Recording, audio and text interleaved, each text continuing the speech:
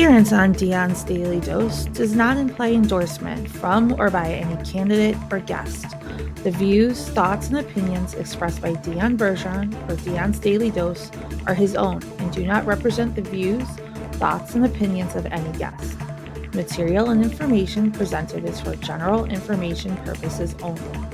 The Dion's Daily Dose name in all forms and abbreviations are the property of its owners, and its use does not imply endorsement of or opposition to any specific organization, product, or service.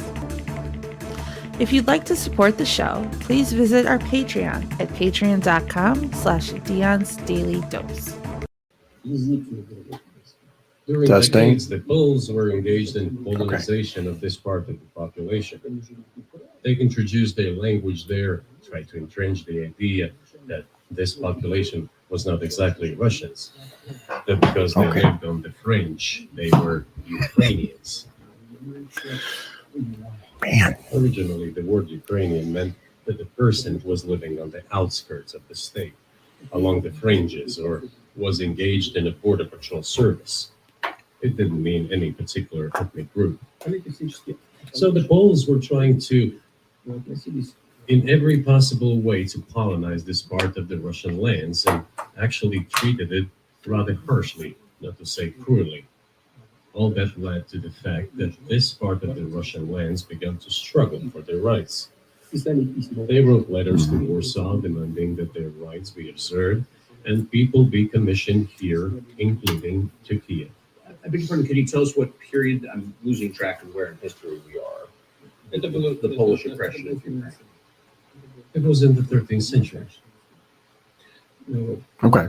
So the 1200s. Yeah. Okay. Yeah, Tucker's like, wait, Well, I will what? tell you what happened later.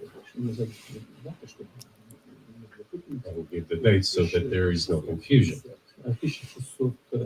And in 1654, even a bit earlier, the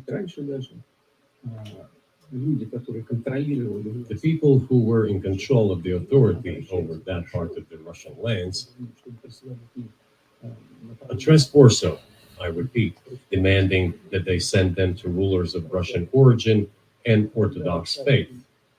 When Warsaw did not answer them, and in fact rejected their demands, they turned to Moscow, so that Moscow took them away. Okay, I'm gonna pause it just real quick. First of all, for our viewers, I apologize. I was trying to get an audio issue, an echo issue resolved, so that's why I kept pulling us off and putting us back on, because I was trying to fix it while this played. I think I finally got it. So it comes from the kind of odd way that we do the the viewing with the secondary camera, but we finally, I believe, got it sorted, so we're good. What he's claiming, and there is a lot of evidence for this, what he's claiming is that the whole Ukraine-Russia thing, this used to be one giant nation. And he's talking about the 13th century, the 1200s, and then he mentioned the 1600s. So he's talking about what to us is ancient history, right? But I can see how it might be important to understand, you know, here in the United States, we have a very, very short history. You know, this country in its present form only goes back to 1776, right? That's the kind of date that's in everybody's mind. 1776 is kind of, you know, where the US was born. That's very recent on the world stage. We talk about these various empires, the Roman Empire, the Persians, all these other empires across the world go way, way back. So I'm gonna resume it here. So that you don't think that I'm inventing things, I'll give you these documents. Well, it doesn't sound like you're inventing it. I'm not sure why it's relevant to what happened 2 years ago. But still, these are documents from the archives, copies. Here are the letters from Bogdan Khmelnytsky, the man who then controlled the power in this part of the Russian lands. that is Okay. now called Ukraine. He Okay. wrote to Warsaw demanding that their rights be upheld. And after being refused, he began to write letters to Moscow, asking to take them under the strong hand of the Moscow Tsar. There are copies of these documents. I will leave them for your good memory. There is a translation into Russian. You can translate it into English later. Russia would not agree to admit them straight away, assuming that the war with Poland would start. Nevertheless, in 1654, the Pan-Russian Assembly of top clergy and landowners, headed by the Tsar, You hear it? Okay. which was the representative body of the power of the old Russian state, decided to include a part of the old Russian lands into Moscow Kingdom. As expected, the war with Poland began. It lasted 13 years, and then in 1654, a truce was concluded. And 32 years later, I think, a peace treaty with Poland, which they called Eternal Peace, was signed. In these lands, the whole left bank of Dnieper, including Kiev, went to Russia. Okay, so I just popped it up real quick. I'm actually going to drag this over here so you guys can see it. Just real quick, I put Moscow Poland War, is misspelled Poland, but there's quite a few. There's Polish Muscovite War, 1605 to 1618. We've got Russo-Polish War, 1654, 1667. So I think that's what he's talking about, are all of these old conflicts that go back. I'm going to let him say what he wants, and then afterwards we'll dig into it. But I do find it interesting that it's that easy to pull up. And he gave Tucker some documents saying, here's proof of what I'm saying. So, And the whole right bank of Dnieper remained in Poland. Under the rule of Catherine the Great, Russia reclaimed all of its historical lands, including in the south and west. This all lasted until the revolution. Before World War I, Austrian General Staff relied on the ideas of Ukrainianization and started actively promoting the ideas of Ukraine and the Ukrainianization. okay. Their motive was obvious. Just before World War I, they wanted to weaken the potential enemy and secure themselves favorable conditions in the border area. So the idea which had emerged in Poland that people residing in that territory were allegedly not really Russians, but rather belonged to a special ethnic group, Ukrainians, started being propagated by the Austrian General Staff. As far back as the 19th century, theorists calling for Ukrainian independence appeared. All those, however, claimed that Ukraine should have a very good relationship with Russia. They insisted on that. After the 1917 revolution, the Bolsheviks sought to restore the statehood, and the civil war began, including the hostilities with Poland. In 1921, peace with Poland was proclaimed, and under that treaty, the right bank of Dnieper River once again was given back to Poland. Okay. In 1939, after Poland cooperated with Hitler, it did collaborate with Hitler, you know? Hitler offered Poland peace and a treaty of friendship. An alliance demanding in return that Poland give back to Germany the so-called Danzig Corridor, which connected the bulk of Germany with East Prussia and Königsberg. Okay, I'm going to pause it here for a second. Did he say that he said Poland cooperated with Germany? Yeah. Germany invaded Poland at one point, right? Which kind of kicked off the whole World War II, right? Okay, so hold on. I want to pause it here because I want to look into this. Okay. So, or do you want to like make a note? No, you can, this is fine. Okay, so, all right. I just want to look. So he claims that Poland gave Germany, what was it called? I think what it said. Hang on, I'm gonna. They had some sort of deal. Yeah. Okay. So we're Started actively promoting the ideas of Ukrainians started being propagated by the Austrian General Staff.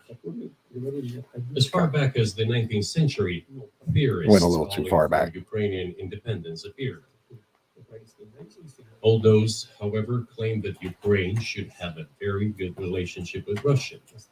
they claim They 1939. insisted on that. After the 1917 revolution, Oh, the Bolsheviks sought to restore the statehood and the civil war began, including the hostilities with Poland. In 1921, peace with Poland was proclaimed, and under Okay. that treaty, the right bank of Dnieper River once again was given back to Poland. okay, it's coming. In 1939, after Poland cooperated with Hitler, who did collaborate with Hitler, Hitler offered Poland peace and a treaty of friendship. Yeah, it's called An German Polish alliance. Declaration of Non-Aggression. You found it. Yeah. Okay, German Polish. Hold on, what's it called? Because I'm going to look this up. German Polish Declaration of Non-Aggression. German. Both countries pledged to resolve their problems by bilateral. There it is. Okay. negotiations. German Polish Declaration of Non-Aggression. Yeah, resolve their problems by bilateral negotiations and the forego armed conflict for a period of 10 years and normalize relations. Hold on, let me grab and drag. Interesting. Okay. So, okay. All right. But that, demanding in Not sure return why that that's Poland relevant. give back to Germany the so-called Danzig corridor, which connected the bulk of Germany with East Prussia and Königsberg. okay. So he's claiming that that part of this treaty, right, was that they gave back to Germany the Danzig corridor. Now I know there's a city called Danzig. I'm going to tell you, I'm not a super up to date on the whole beginning of World War II thing, other than what we're told, right? But Danzig corridor, he's saying Poland gave that to Germany, and let's see what else he says.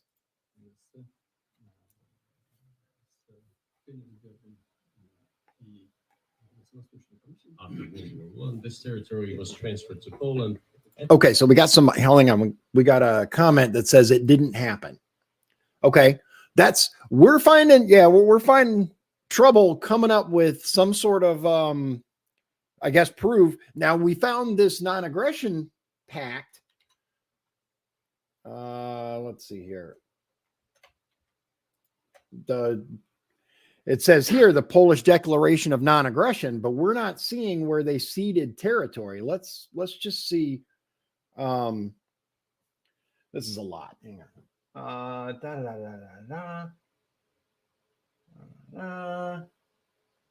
I'm just looking for this.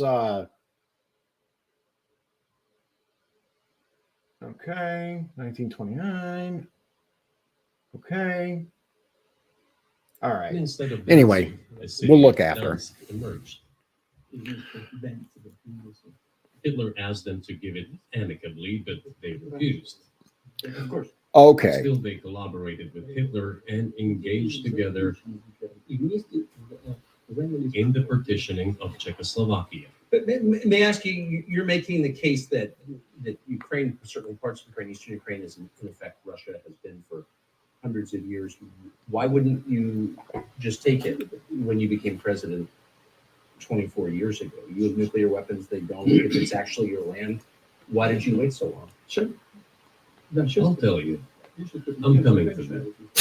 This briefing is coming to an end. It might be boring, but it It's not explains boring. many things. Just don't know how it's relevant. Good. Good. I'm so Okay. gratified that you appreciate that. Thank you. So, before World War II, Poland collaborated with Hitler, and although it did not yield to Hitler's demands, it still participated in the partitioning of Czechoslovakia together with Hitler, as the Poles had not given the Danzig corridor to Germany and went too far pushing Hitler to start World War II by attacking them. Okay. Why was it Poland against whom the war started on 1st September 1939? Poland turned out to be uncompromising, and Hitler had nothing to do but start implementing his plans with Poland. By the way, the USSR, I have read some archived documents, behaved very honestly. It asked Poland's permission to transit its troops through the Polish territory to help Czechoslovakia. But the then Polish foreign minister said that if the Soviet planes flew over Poland, they would be downed over the territory of Poland. But that doesn't matter. What matters is that the war began, and Poland fell prey to the policies it had pursued against Czechoslovakia, as under the well-known Molotov-Ribbentrop Pact. Part of the territory, including Western Ukraine, was to be given to Russia. Thus, Russia, which was then named as USSR, regained its historical lands. After the victory in the Great Patriotic War, as we call World War II, all those territories were ultimately enshrined as belonging to Russia. Okay. USSR. Right.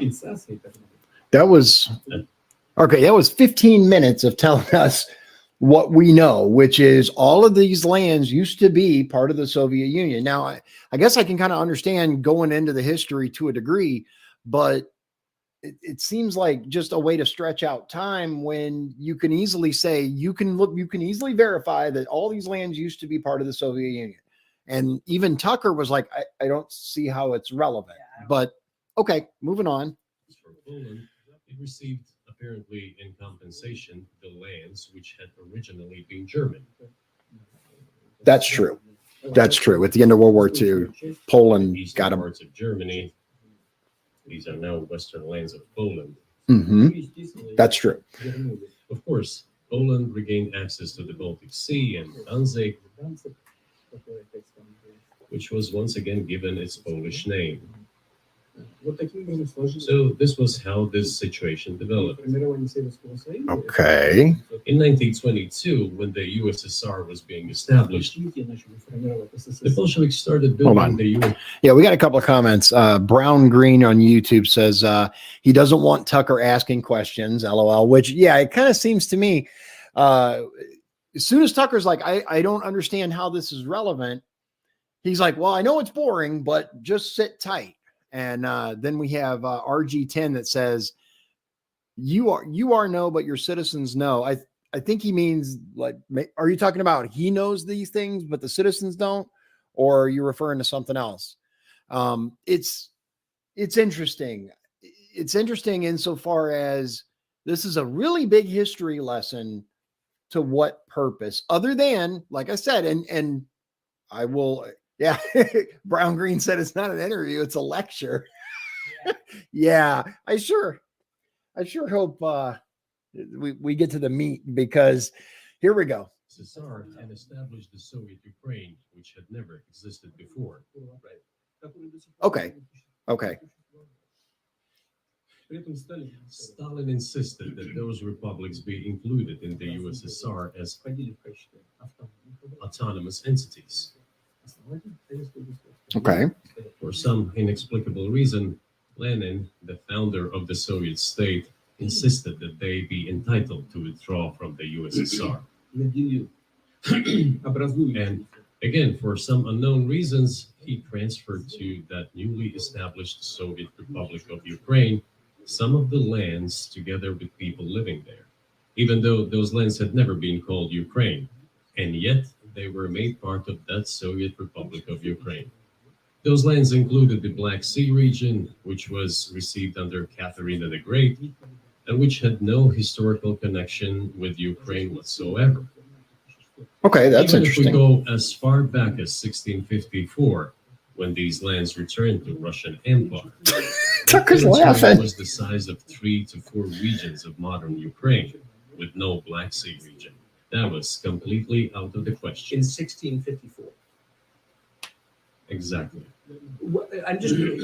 You obviously have encyclopedic knowledge of this region, but Yeah. why didn't you make this case for the first 22 years as president that Ukraine wasn't a real country. Yeah. Hold on. I'm going to pause it. That's a very good question on Tucker's part. Is interested in the answer to their if he even answers. Yeah. Yeah, because 22 Brown Green says Tucker wants to explode. I agree. Yeah. Did you see the smile on his face? He's like, that okay. And he's like, why didn't you make the case for this in the first 22 years you've been in charge of Russia? And I think that's a damn good question from Tucker. It's okay. So this stuff goes back to the 1600s. Okay, hold on. There we go. RG10 says, greetings from Moscow. You said you know that, and it all sounds like a waste of time, but unfortunately, most people in the world are not aware of this. So this part is important. Thank you. Okay. So that's what they meant. And I agree with you. It is important. I personally, I think it could have been summed up a little quicker, but I think it's really important that people do understand, like I mentioned, the United States is a very young country. Most of the history in this part of the world goes back thousands of years, not hundreds. So let's see. Wifey said, is he trying to justify reunification of USSR? Like, it was mine, give it back. That's what I'm wondering. And that's the way it sounds. It sounds like he's claiming that, oh, this used to be us. So, but let's see where it's going. The Soviet Union was given a great deal of territory that had never belonged to it, including the Black Sea region. Okay. At some point, when Russia received them as an outcome of the Russo-Turkish Wars, they were called New Russia or Novorossiya. Okay. But that does not matter.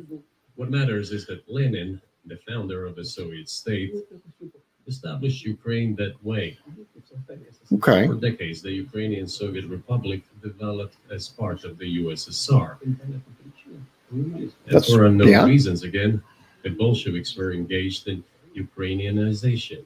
It was not merely because the Soviet leadership was composed to a great extent of those originating from Ukraine. Rather, it was explained by the general policy of indigenization pursued by the Soviet Union. Same things were done in other Soviet republics. This involved promoting national languages and national cultures, which is not a bad in principle. That is how. Yeah, I would agree with that. In that, when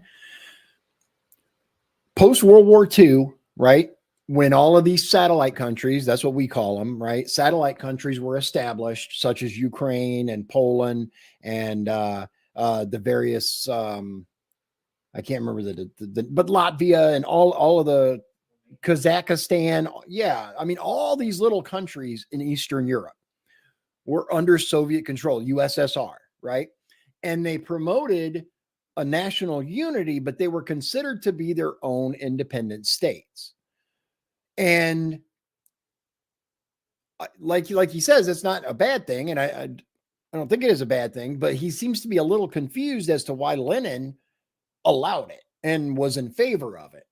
And Brown Green says it's not very relevant to the current Russian war against Ukraine, a sovereign state, which, yeah, like I get it. All of these countries used to be part of Russia, but, and yeah, it goes back thousands of years, but what is like, again, Tucker asked, okay, but the first 22 years, you didn't do anything. So, all right, here we go. How the Soviet Ukraine was created.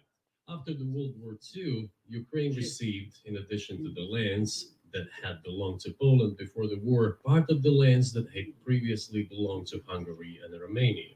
So Romania and Hungary had some of their lands taken away and given to the Soviet Ukraine, and they still remain part of Ukraine. So in this sense, we have every reason to affirm that Ukraine is an artificial state that was shaped at Stalin's will. Do you believe Hungary has Here a we right go. to take its land back from Ukraine, and that other nations have a right to go back to their 1654 borders?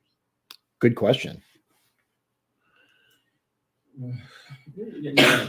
Oh, did you hear him sigh? Yes. Yeah. Did you hear him go, "Ooh, well, yeah, okay." That was a good question. That was actually a good question on Tucker's part. And it was skillfully worded so that, you allow them to go the direction you want, or allow them to go the direction they want, and you see where their mind is.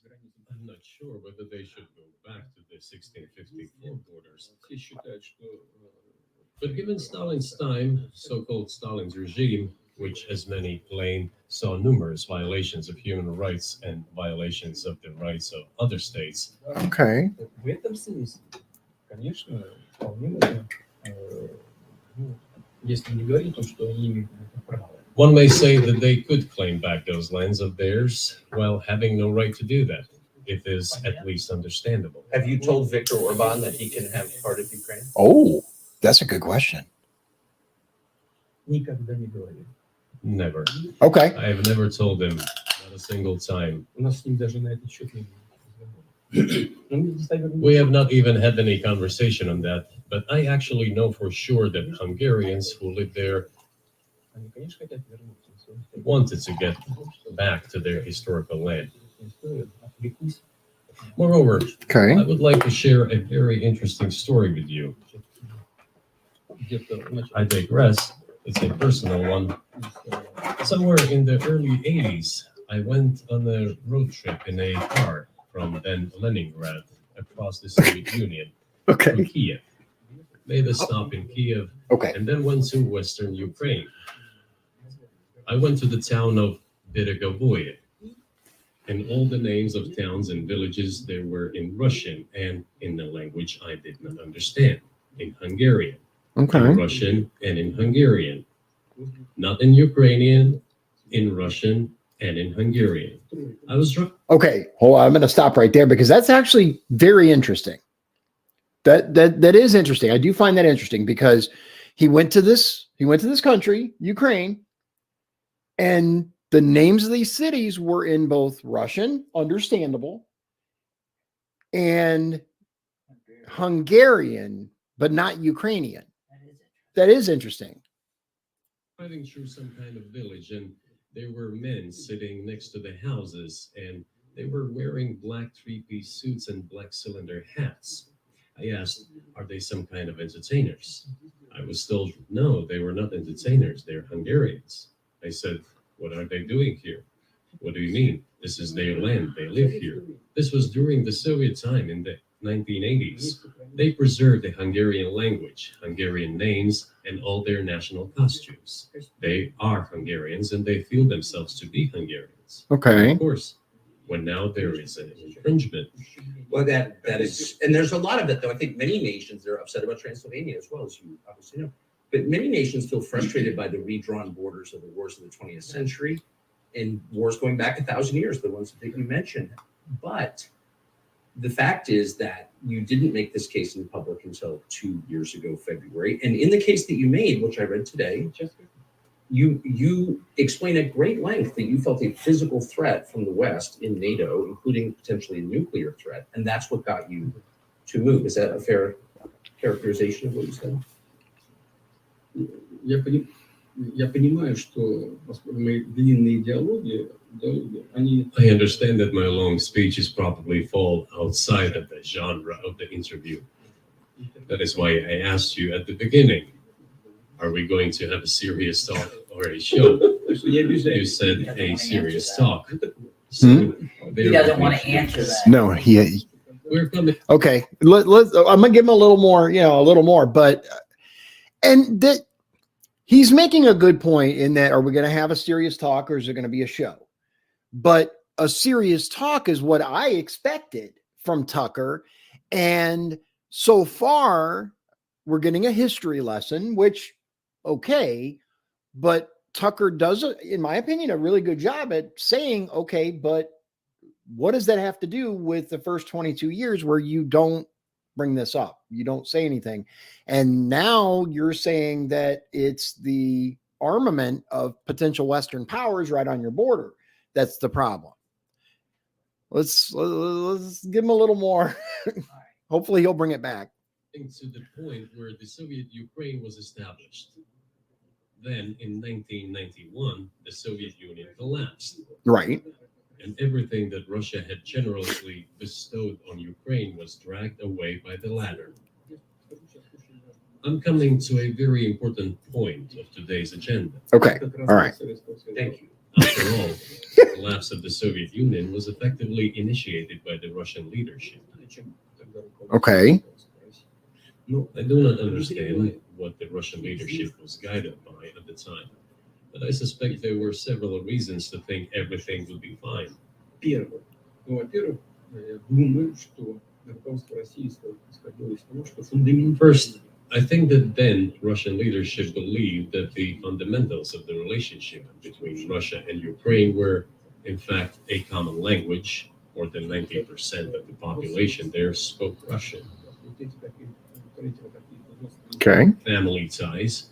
Every third person there had some kind of family or friendship ties. Mhm. Common culture, common history, finally, common faith, coexistence with a single state for centuries, and deeply interconnected economies. экономика очень сильно взаимосвязана. All of these were so fundamental. All these elements together make our good relationships inevitable. Я хочу, чтобы вы, как американские граждане, чтобы The second point is a very important one. прежнее российское I want you, as an American citizen, and your viewers to hear about this as well. Okay.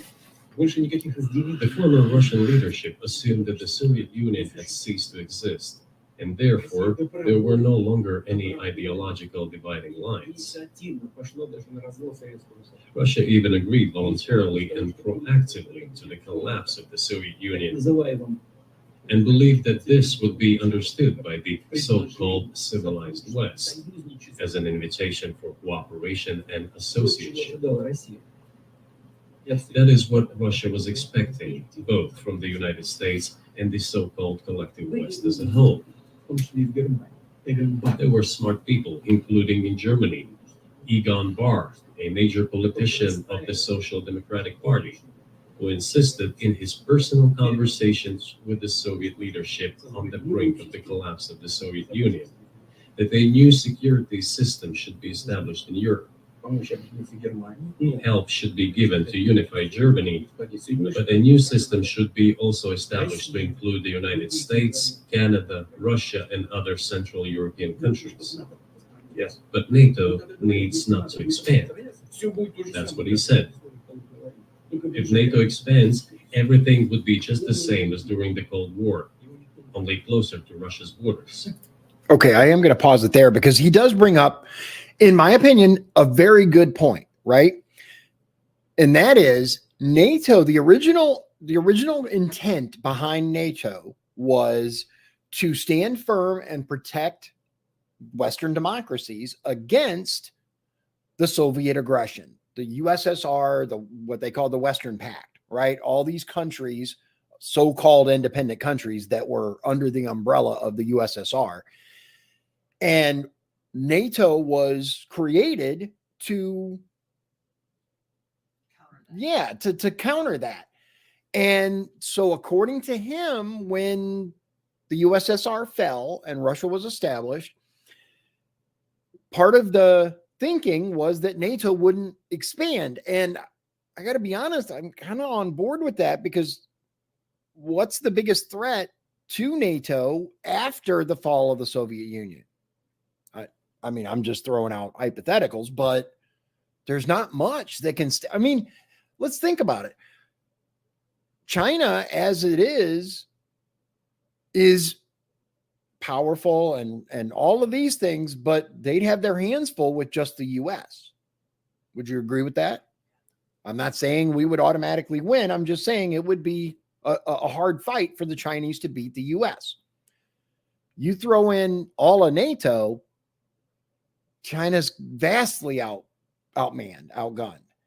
So he does make a point, but let's see if he's going to double down on that or. That's all. He was a wise old man, but no one listened to him. In fact, he got angry once. Okay. If, he said, you don't listen to me, I'm never setting my foot in Moscow once again. Но, тем не менее, Everything happened just as he had said. Well, of course, it did come true, and you've mentioned this many times. I think it's a fair point, and many in America thought that relations between Russia and the United States would be fine with the collapse of the Soviet Union and the end of the Cold War, that Yeah. the opposite happened. But you've never explained why you think that happened, except to say that the West fears a strong Russia, but we have a strong China the West does not seem very afraid of. What about Russia do you think convinced policymakers they had to take it down? Запад боится. Okay, that's again good question from Tucker, and his point is, and I think a really good question. Okay, they fear a strong Russia. They don't fear a strong China, obviously, because we're allowing them to do all kinds of stuff I'm against. But what is it about Russia? The West is afraid of strong China more than it fears a strong Russia, because Russia has 150 million people and China has 1.5 billion population, and its economy is growing by leaps and bounds, or 5% a year. It used to be even more. But that's enough for China. As Bismarck once put it, potentials are the most important. China's potential is enormous. It is the biggest economy in the world today in terms of purchasing power parity and the size of the economy. It has already overtaken the United States quite a long time ago, and it is growing at a rapid clip. Let's not talk about who is afraid of whom. Let's not reason in such terms. And let's Okay. get into the fact that after 1991, when Russia expected that it would be welcomed into the brotherly family of civilized nations, nothing like this happened. You tricked us. I don't mean you personally when I say you. Right. Of course, I'm talking about the United States. The promise was that NATO would not expand eastward, but it happened 5 times. There were 5 waves of expansion. We tolerated all that. We were trying to persuade them. We were saying, please don't. We are as bourgeois now as you are. We are a market economy and there's no communist party power. Let's negotiate. Moreover, I have also said this publicly before. Был момент, когда There was a moment when серая кошка пробежала. a certain rift started growing between us. Before that, Yeltsin came to the United States. Remember, he spoke in Congress and said the good words. God bless America. Everything he said were signals. Let us in.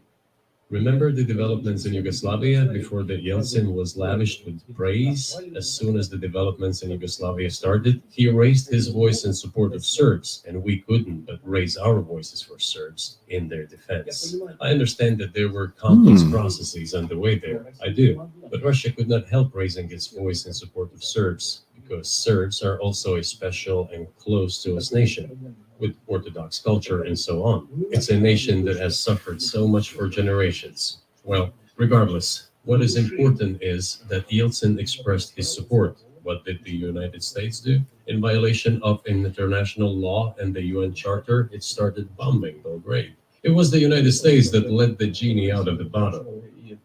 Moreover, when Russia protested and expressed its resentment, what was said? The UN Charter and international law have become obsolete. Now everyone invokes international law, but at that time they started saying that everything was outdated. Everything had to be changed. Indeed, some things need to be changed as the balance of power has changed. It's true, but not. Is that true? Did the United States bomb Belgrade? Is that? I don't remember. I don't know. I'm going to look that up because. I never heard that. Right. Hold on. Did the U.S. And I will be the first one to say I am no history. Okay. So, oh my. 99. Yep.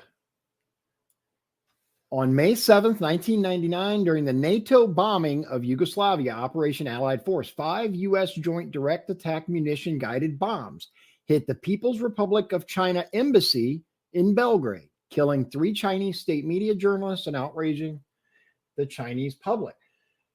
Wow. I don't even. I did not. Belgrade, May 2nd, NATO airstrikes on major electrical power plants blacked out Belgrade and large areas of Serbia tonight. Wow. Okay. All right. I stand I stand, but not corrected. Okay, this person says, yes, of course, Yugoslavia was destroyed by NATO, and nobody cares. Apparently they don't, because you know what? I don't even remember seeing cover. I'm sure there was coverage, but The war in Yugoslavia. yeah, I vaguely. remember that. Right. I was a teenager still, so I was kind of paying attention to the news, but not. Yeah. In 99. Oh yeah. I don't know that I was that into world events and what was going on. I don't think it was until September 11th that like I really snapped to the world stage about what was going on, Interesting. In this manner, Yeltsin was immediately dragged through the mud, accused of alcoholism, of understanding nothing. I remember that. Ну хорошо. He understood everything, I assure you. Well, Думаю, ладно. всё. I became president in 2000. I thought, okay, the Okay. Yugoslav issue is over. Yeah. But we should try to restore relations. Которую Россия. Let's reopen the door that Russia had tried to go through. Больше того, And moreover, I said it publicly, I can't reiterate. с уходящим от власти Германией. At a meeting here in the Kremlin with the outgoing President Bill Clinton, right here in the next room, I said to him, I asked him, Если бы Россия... Look how young he looks there. Bill, do you think if Russia asked to join NATO, do you think it would happen? Он сказал, ты знаешь, это интересно. Suddenly he said, it's interesting. I think so. Уже But in the evening, when we met for dinner, he said, I've talked to my team. No, it's not possible now. Можете спросить меня, но я думаю, наша... You can ask him. I think he will watch our interview. He'll confirm it. Подобное было. I wouldn't have said anything like that Yeah, if it probably not. hadn't happened. Okay. Were you well, It's sincere? impossible now. This is a good question. Were you sincere? But I seem to now, I do remember some rumors about that at the time, that somebody had said that Russia had mentioned, well, what about joining NATO? And I will tell you, I firmly believe that, Clinton probably strung him along, because Clinton was good at that, at, being nice to you. And then, later on being like, so yeah, but Would you have joined NATO? Look, I asked the question, is it possible or not? Yeah. And the answer Yes. I got was no. If I was insincere in my desire to find out what the leadership position was, But if he had said yes, would you have joined NATO?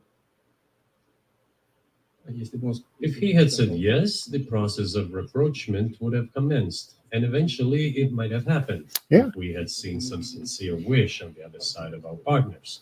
But it didn't happen. Well, no means no. Okay, fine. Why do you think that is? Just to get to motive. I'm glad he You're asked. Clearly bitter about it. I understand. But why do you think the West rebuffed you then? Why the hostility? Why did the end of the Cold War not fix the relationship? What motivates this from your point of view? Вы сказали, что... You said I was bitter about the answer. No, it's not bitterness. It's just a statement of fact. We're not bride and groom, bitterness, resentment. It's not about those kind of matters in such circumstances. We just Okay. realized we weren't welcome there. That's all. Okay, fine. But let's build relations in another manner. Let's look for common ground elsewhere. Why we received such a negative response, you should ask your leaders. I can only guess why. Too big a country with its own opinion and so on. And the United States, I've seen how issues are being resolved in NATO.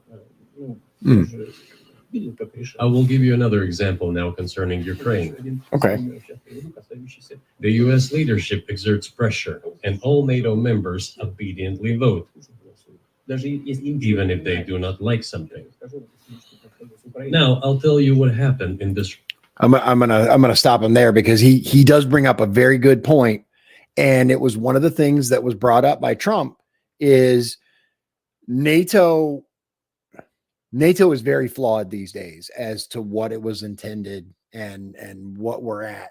And he brings up, a good point. The US says what they want, and then NATO nations go in and vote. I don't know that he's wrong on that. They like our money. That's it. Exactly. Right. Yeah. The US by far carries the vast majority. Which I gotta give credit. Trump one of the things Trump did was make them pay a little bit more. Yes. Germany paying a little bit. Did you see how the media reported that though? I mean, of course it's the media versus Trump, but when he had the gall to suggest that these people, these countries keep up their end of the bargain, oh my God, right? That Trump's gonna ruin NATO and Yeah, destroy it. right. regard with Ukraine in 2008, although it's being discussed. I'm not going to open a secret to you, say anything new. По-разному выстроить отношения. Nevertheless, after that, we tried to build relations in different ways. События For example, the events in the Middle East, in Iraq, мы we очень were building relations with the United States in a very soft, prudent, cautious manner.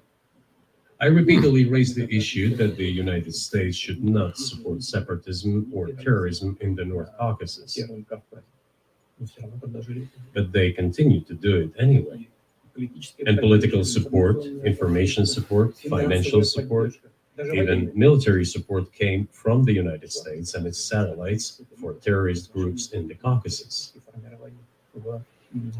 I once raised this issue with my colleague, also the President of the United States.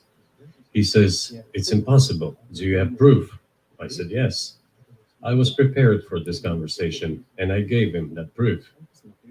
He looked at it, and you know what he said? "I apologize, but that's what happened." I'll quote. He says, "Well, I'm gonna kick their ass." I think he's referring to his friend in Turkey, Erdogan, Oh yeah. with the Kurds. Because there's a Kurdish group in Turkey Okay. that are considered terrorists by them, Okay. but they're friends with us. Right. Yeah. The Kurds. Yeah. I mean, this is a separate group from the Kurds. Like, Oh, okay. I don't know how. I don't remember. But I know what you're talking about. I actually just read about it the other that's what day, he's but referring to, it could be. is Erdogan yeah. in Turkey. Yeah, it could be. At first, I'm like, okay, so he's claiming that there are actual factions in the United States that are sponsoring terrorism. My guess was the CIA, honestly, but okay. Waited and waited for some response. There was no reply. I said to the FSB director, "Write to the CIA. What is the result of the conversation with President?" He wrote once, twice, and then we got a reply. We have the answer in the archive. The CIA replied, "We have been working with the opposition in Russia. We believe that this is the right thing to do, and we will keep on doing it." Just ridiculous. Well, okay. We realized that it was out of the question. Forces in opposition to you. So you're saying the CIA is trying to overthrow your government. Ну, конечно, имелось в виду в данном Of случае. course, they meant in that particular case the separatists, the terrorists who fought with us in the Caucasus.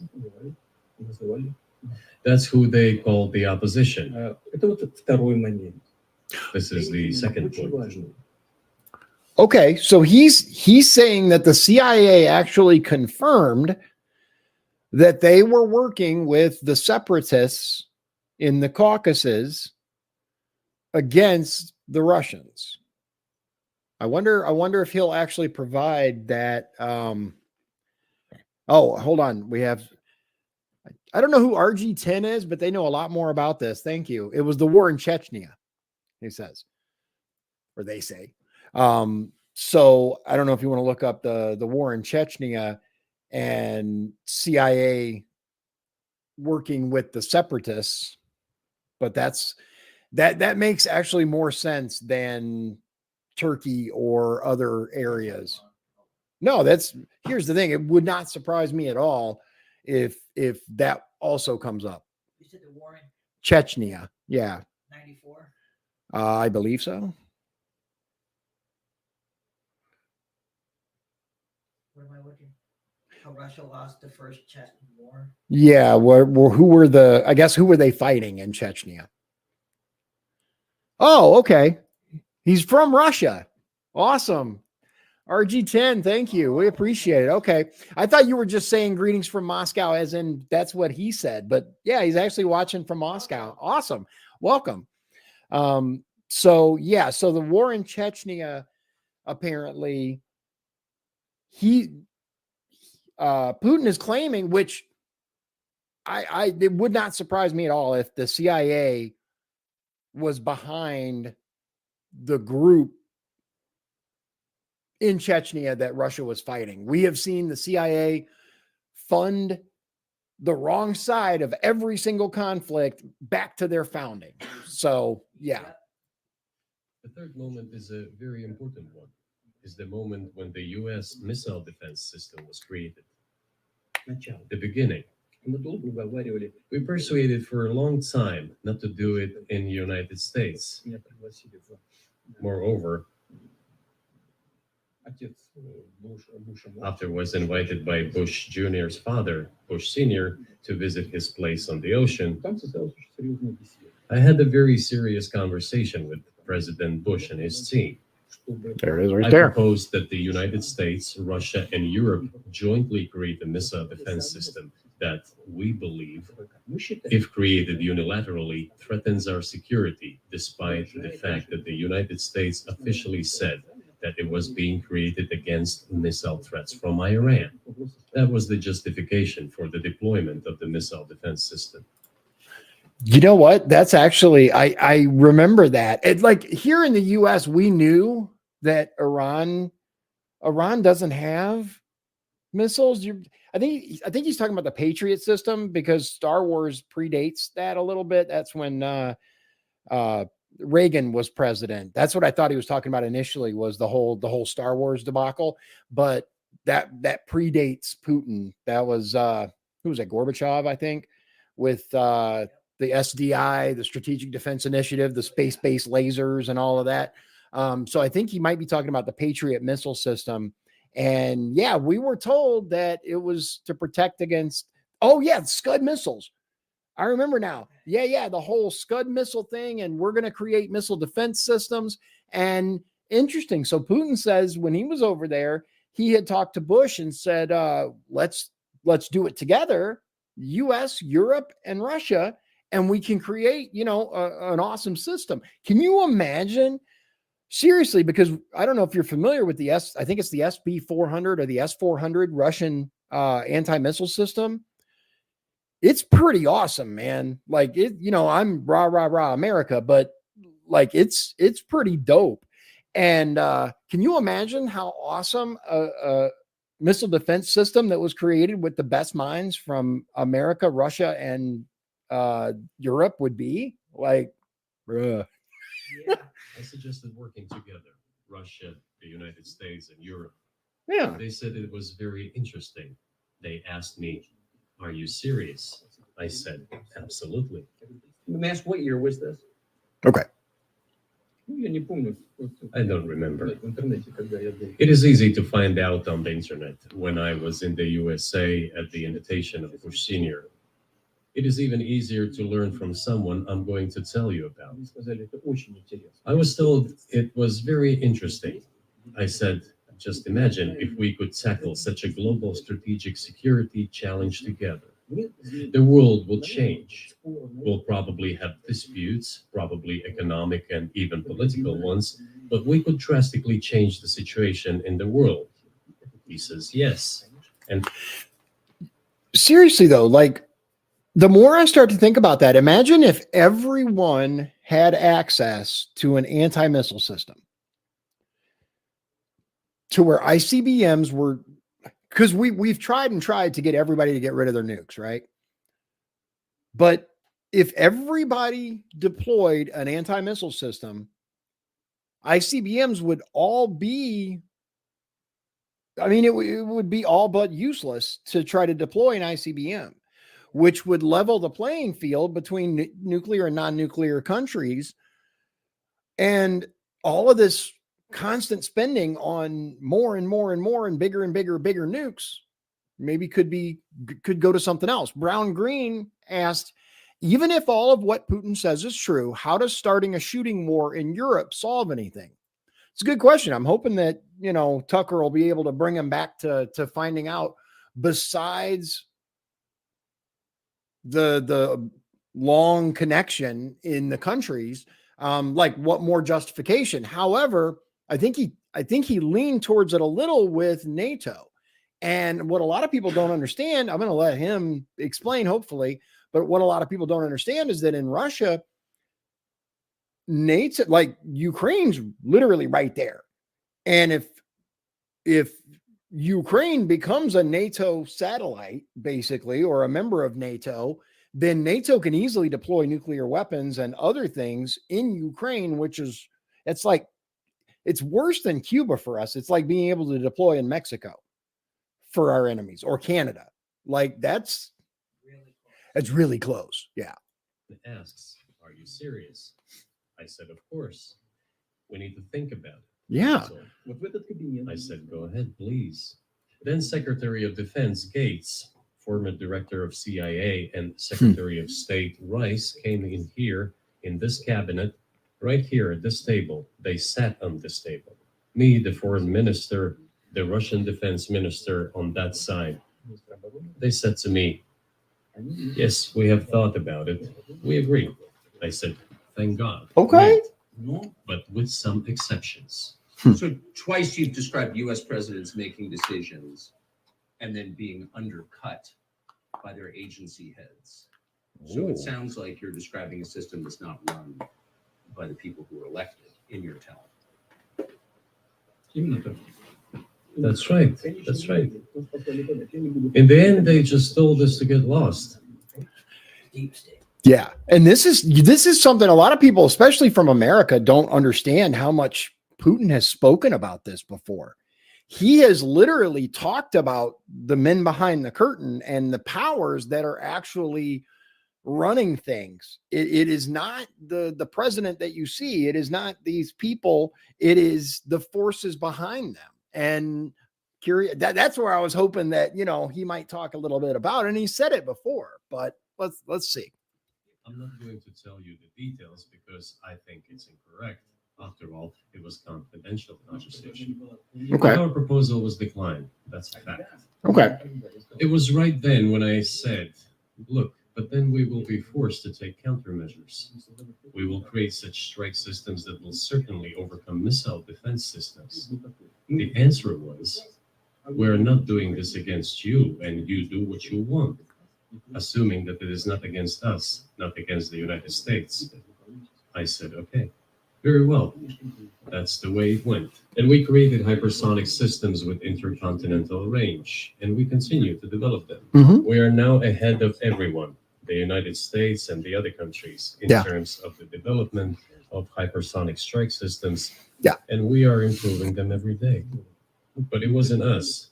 We proposed to go the other way, and we were pushed back. По поводу расширения, например. Now, about NATO's expansion Interesting. to the east. Okay. Well, we were promised no NATO to the east, not an inch to the east, as we were told. And then what? They said, "Well, it's not enshrined on paper, so we'll expand." Это расширение. So there were 5 waves of expansion: the Baltic states, the whole of Eastern Europe, and so on. И вот теперь Okay. We got a comment. Brown Green says NATO could already deploy nukes from Poland, Romania, Turkey, etc. Nukes in Ukraine is just Putin's excuse for a land and resource grab. That's possible. I'm not going to say that that's impossible, but he does bring up a good point, and that is NATO told them we're not going to go further east. We're no more east, and there have been multiple times when we've added additional countries that we weren't supposed to, because initially NATO did not include Poland, Romania, Turkey, or there was one more. Those are I believe those are the 4 or 5 times that he's talking about we've gone further east, because again, NATO's original purpose was to defend against the Warsaw Pact. That's what it was called, the Warsaw Pact. So interesting. And like I said, it's Brown Green. It's completely possible that what you say is correct. But if I was Putin, I would definitely feel threatened by NATO's constant expansion. And now I come to the main thing. They have come to the Ukraine, ultimately. In 2008, at the summit in Bucharest, they declared that the doors for Ukraine and Georgia to join NATO were open. Now about how decisions are made there. Germany, France seem to be against it, as well as some other European countries. Okay. But then, as it turned out, later, President Bush, and he's such a tough guy, a tough politician, as I was told later, He exerted pressure on us and we had to agree. It's ridiculous. It's like kindergarten. Where are the guarantees? What kindergarten is this? What kind of people are these? Who are they? You see, they were pressed, they agreed.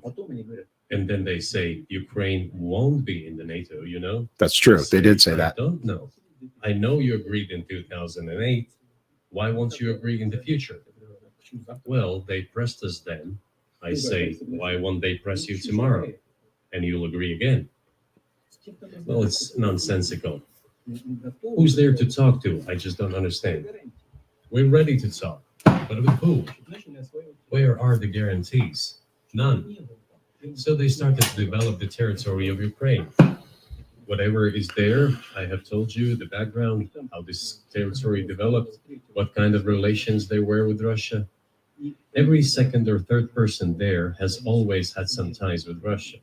That's And true. during the elections in already independent, sovereign Ukraine, which gained its independence as a result of the Declaration of Independence. And by the way, it says that Ukraine is a neutral state, and in 2008, suddenly the doors or gates to NATO were open to it. Oh, come on. This is not how we agreed. Now, all the presidents that have come to power in Ukraine, they relied on electorate with a good attitude to Russia in one way or the other. This is the southeast of Ukraine. This is a large number of people. And it was Okay, so yeah, he's talking about the is it called Donbass region, I believe, the southeast area of Ukraine, and the whole thing is just another name for all areas that used to be Russia. It was a massive empire at one point, like you said, under Catherine the Great. It was massive, but it's like saying California and Mexico have no connection. I mean, they've been, let's face it, lots of expats go down to Mexico and lots of Mexicans immigrate to the United States. it's very difficult to persuade this electorate, which had a positive attitude towards Russia. Viktor Yanukovych came to power, and how? The first time he won after President Kuchma, they organized a third round, which is not provided for in the constitution of Ukraine. This is a Okay, so he's talking about the election, and I am not super familiar with the way that they held the election, but I did read that there were irregularities in the election. Yeah. coup d'etat. Just imagine someone in the United States wouldn't like the outcome. In 2014. Before that, Oh. no, this was before that. Oh. After President Kuchma, Viktor Yanukovych won the elections. However, his opponents did not recognize that victory. The U.S. supported the opposition, and the third round was scheduled. What is this? This is a coup. The U.S. supported it, and the winner of the third round came to power. Imagine if in the U.S. something was not to someone's liking, and the third round of election, which the U.S. Constitution does not provide for, was organized. Okay. He's talking about a third round of election in Ukraine, right? Let's see here. Nonetheless, I'm going to pull this back over here so I can work on this. it was done in Ukraine. Okay, Viktor Yushchenko, who was considered a pro-Western politician, came to power. Fine, we have built relations with him as well. He came to Moscow with visits. We visited Kiev. I visited too. We met in Oh, okay. So it looks like here, this was in 2010. Yanukovych set to become president. I wonder if this is what he's talking about. As observers say, Ukraine election was fair. Go away. Yulia Tymoshenko, under pressure to concede defeat, monitors praise impressive display of democracy. Ukraine's prime minister, Yulia Tymoshenko, was today under pressure to concede defeat after international observers this afternoon poll was fair and truly competitive. No indications of serious fraud, just like 2020 here in the U.S., right? As an impressive display of democracy. For everyone in Ukraine, this election was a victory. With almost all votes counted, the Russian-leaning opposition leader, Viktor Yanukovych had a clear 2.65% lead over Tymoshenko. So far, however, Tymoshenko has refused to recognize the victory. So, but Putin saying that it was a U.S. backed. Well, he had asked 2008. He said before that. So I wonder when I'm not sure when he's talking about. An informal setting. If he's pro-Western, so be it. It's fine. Let people do their job. The situation should have developed inside independent Ukraine itself. As a result of Kuchma's leadership, things got worse and Viktor Yanukovych came to power after all. Maybe he wasn't the best president and politician. I don't know. I don't want to give assessments. However, the issue of the association with the EU came up. We have always been lenient to this. Suit yourself. But when we read through the Treaty of Association, it turned out to be a problem for us, since we had a free trade zone and open customs borders with Ukraine, which under this association had to open its borders for Europe, which could have led to flooding of our market. Okay, I found it. Kuchma is who he was talking about. And apparently he served in Ukraine. And it says here, Ukraine without Kuchma was a mass protest campaign that took place in Ukraine in 2000 to 2001, demanding the resignation of President Leonid Kuchma and preceding the Orange Revolution. Unlike the Orange Revolution, Ukraine without Kuchma was effectively extinguished by the government enforcement units and followed by numerous arrests of the opposition and the Ukrainian-speaking participants. Seeking the criminal responsibility for those events was renewed with the election of Viktor Yanukovych as the president. Okay, so Yanukovych came after this. There's a lot to understand over there. We said, no, this is not going to work. I didn't either. We shall close our borders with Ukraine then. The customs borders, that is. Okay. Yanukovych started to calculate how much Ukraine was going to gain, how much to lose, and said to his European partners, I need more time to think before signing. The moment he said that, the opposition began to take destructive steps, which were supported by the West. It all came down to Maidan and a coup in Ukraine. So he did more trade with Russia than with the EU. Ukraine did. Of course. It's not even the matter of trade volume, although for the most part it is. It is the matter of cooperation ties, which the entire Ukrainian economy was based on. The cooperation ties between the enterprises were very close since the times of the Soviet Union. One enterprise there used to produce components to be assembled both in Russia and Ukraine and vice versa. They used to be very close ties. Mm-hmm. A coup d'etat was committed, although I shall not delve into details now, as I find doing it inappropriate, the US told us. Calm Yanukovych down, and we will calm the opposition. Let the situation unfold in the scenario of a political settlement. We said, all right, agreed, let's do it this way. As the Americans requested, Yanukovych did use neither the armed forces nor the police, yet the armed opposition committed a coup in Kiev. What is that supposed to mean? Who do you think you are?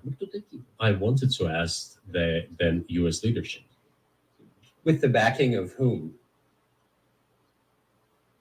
With the backing of CIA, of course. What? Dude, it's always the CIA. You notice that? Always the CIA. And I'll say this, look, we can dig through and find like who he's talking about and what year and all of that. I believe wholeheartedly that the CIA has been doing this for my entire life and well before. I do not doubt for one freaking second that the CIA supports opposition here, there, and everywhere. But let's face it, and I believe the CIA was directly responsible in the assassination of JFK. When right before that, he said he was going to splinter them into 1,000 pieces. Absolutely. The CIA is just evil at this point. They're just evil. You wanted to join back in the day, as I understand. Mm-hmm. We should thank God they didn't let you in, although it is a serious organization. I understand. Yeah.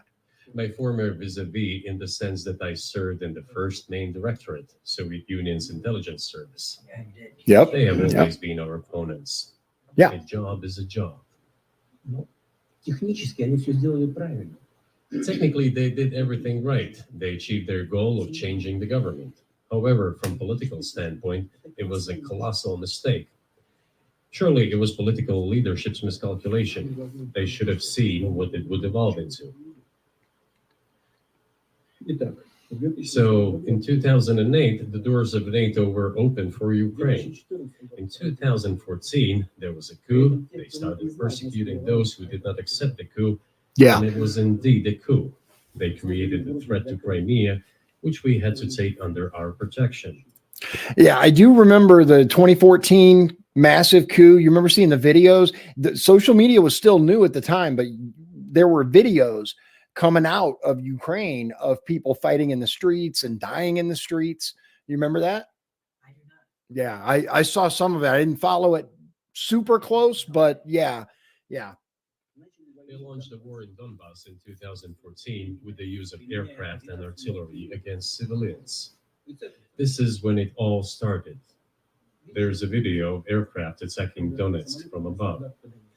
They launched a large-scale military operation, then another one. When they failed, they started to prepare the next one. All this against the background of military development of this territory and opening of NATO's doors. И открытие двери. How could we not express concern over what was happening? From our side, this would have been a culpable negligence. That's what it would have been. Вот что это было.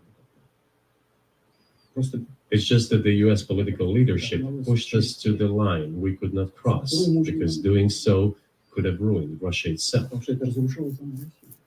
И потом мы не можем бросить наших федеральных. Besides, we could not leave our brothers in faith, in fact, a part of Russian people, in the face of this war machine. Военную машину. But that was 8 years before the current conflict started. So what was the trigger for you? What was the moment where you decided you had to do this? Good question. Ну, спровоцировал конфликт изначально. Initially, it was the coup in Ukraine that provoked the conflict. Кстати говоря, By the Okay. way, back then the representatives of 3 European countries, Germany, Poland, and France, arrived. гаранты.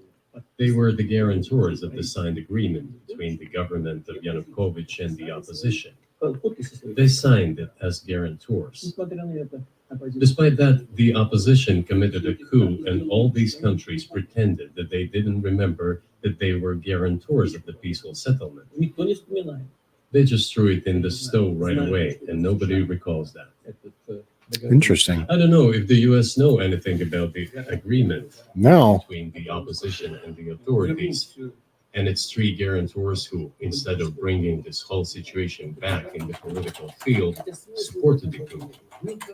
Although it was meaningless, believe me, Ой, совсем согласен. because President Yanukovych agreed to all conditions. He was ready to hold an early election, which he had no chance of winning, frankly speaking. Зачем это сказать? Everyone knew that.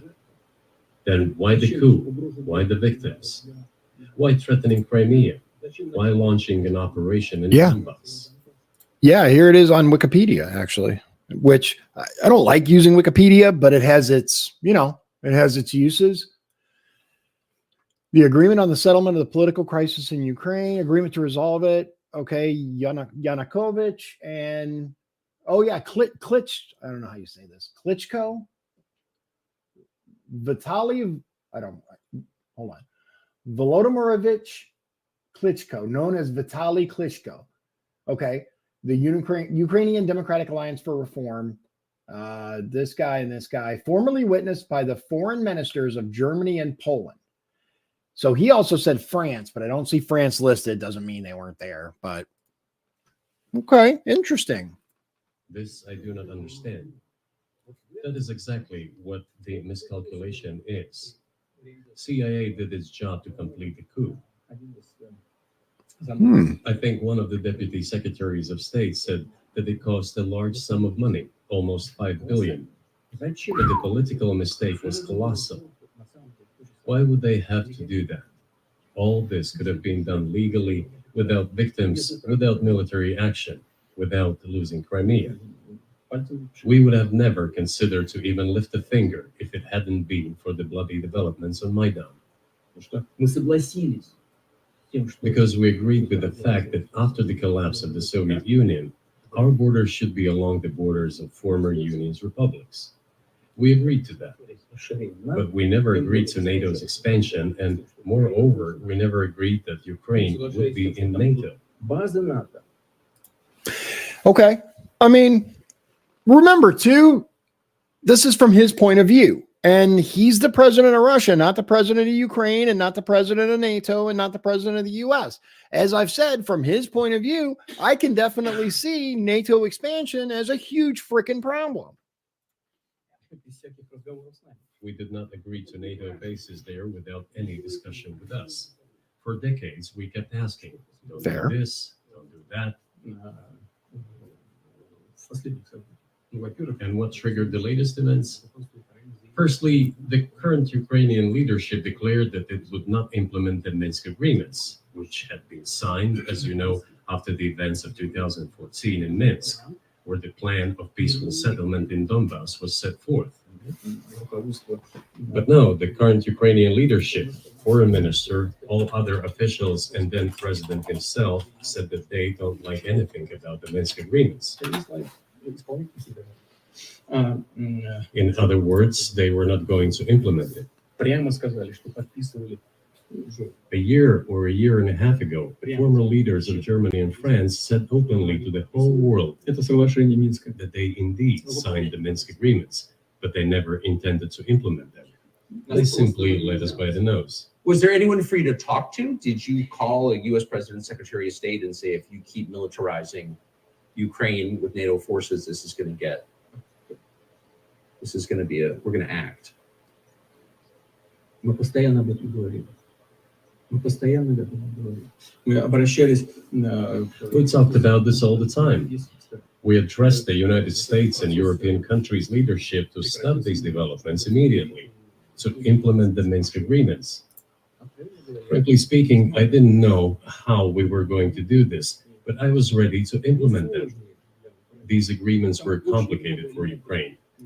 Okay, so I'm looking at the Minsk agreements here, and the latest update, it looks like there was a Minsk 2, which was signed on February 12, 2015, and there was a package of measures, including ceasefire, etc., constitutional reform in Ukraine, granting self-government to certain areas of Donbass and restoring control of the state border to the Ukrainian government.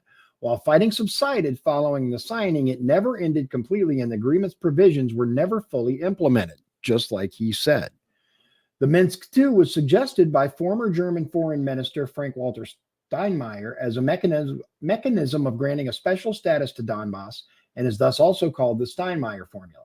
Amid rising tensions between Russia and Ukraine in early 2022, Russia officially recognized the DPR and LPR, which are those two regions. Following the decision, declared Minsk agreements no longer existed. Ukraine, not Russia, was to blame, and then launched the invasion of Ukraine, according to this. They included lots of elements of those Donbass territories. Interesting. That's true. However, I was absolutely confident, and I'm saying this to you now. I honestly believe that if we managed to convince the residents of Donbass, and we had to work hard to convince them to return to the Ukrainian statehood, then gradually the wounds would start to heal. When this part of territory reintegrated itself into a common social environment. So RG10 says Angela Merkel recently said that these agreements were just a drag-on time for Ukraine and no one was going to comply with them. So that actually makes a lot of sense then. If you're Vladimir Putin and you're hearing this, seeing that nothing's happening, they're getting pulled into NATO, and the German chancellor at the time comes out and says, yeah, we're just buying time with that. Nobody's actually going to do it. I mean, yeah, I'm not saying what he did was right, but I can understand his thinking process. When the pensions and social benefits were paid again, all the pieces would gradually fall into place. No, nobody wanted that. Everybody wanted to resolve the issue by military force only. Here it is right here. December 21st, 2022. According to former German Chancellor Angela Merkel, here. The Minsk agreement served to buy time to rearm Ukraine. Interesting. Oh, yeah. They Russian pranksters had called her and made her think, I forgot all about that. I remember that. Yeah, pretending. Yeah, whatever. Duped by Russian pranksters pretending to be Poroshenko. That's right. I forgot all about that. Not let that happen. And Good this on is you, actually RG10. to the point when the Ukrainian side announced, no, we will not do anything. They also started preparing for military action. Yeah. It was they who started the war in 2014. Our goal is Okay. to stop this war. And we did not start this war in 2022. This is an attempt to stop it. I Okay. think you've stopped it now. Have you question. achieved your aims? No, we haven't achieved our aims yet because one of them is denazification. This means the prohibition of all kinds of neo-Nazi movements. This is one of the problems that we discussed during the negotiation process, which ended in Istanbul early this year.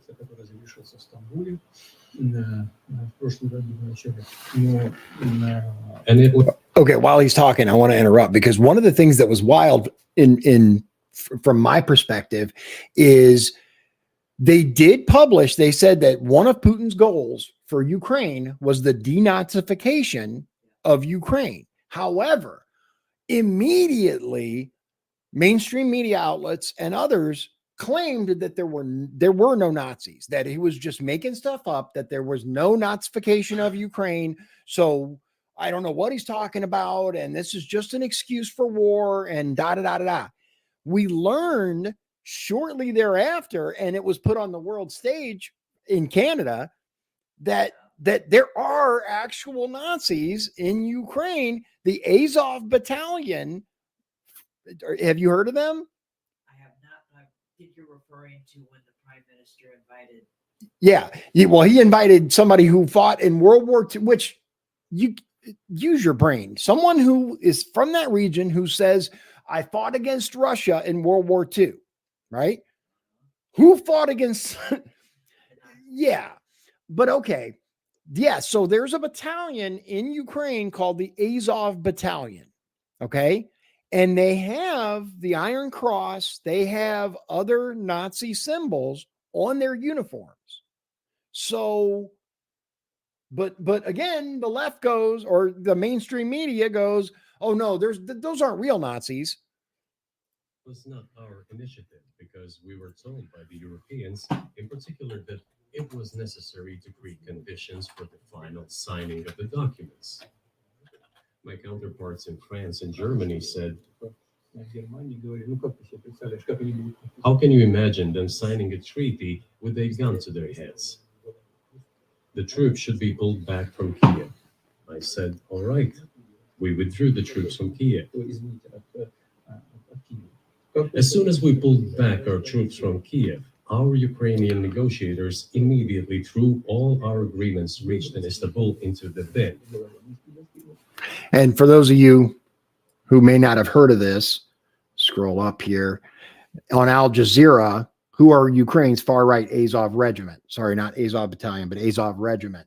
And you can look this up, but here's the interesting thing down here, neo-Nazi ideology. In 2015, Andrei Dyashenko, the spokesperson for the regiment at the time, said that 10 to 20% of Azov's recruits were Nazis. The unit has denied it adheres to the ideology, but symbols such as the swastika and SS regalia are rife on the uniforms and bodies of Azov members.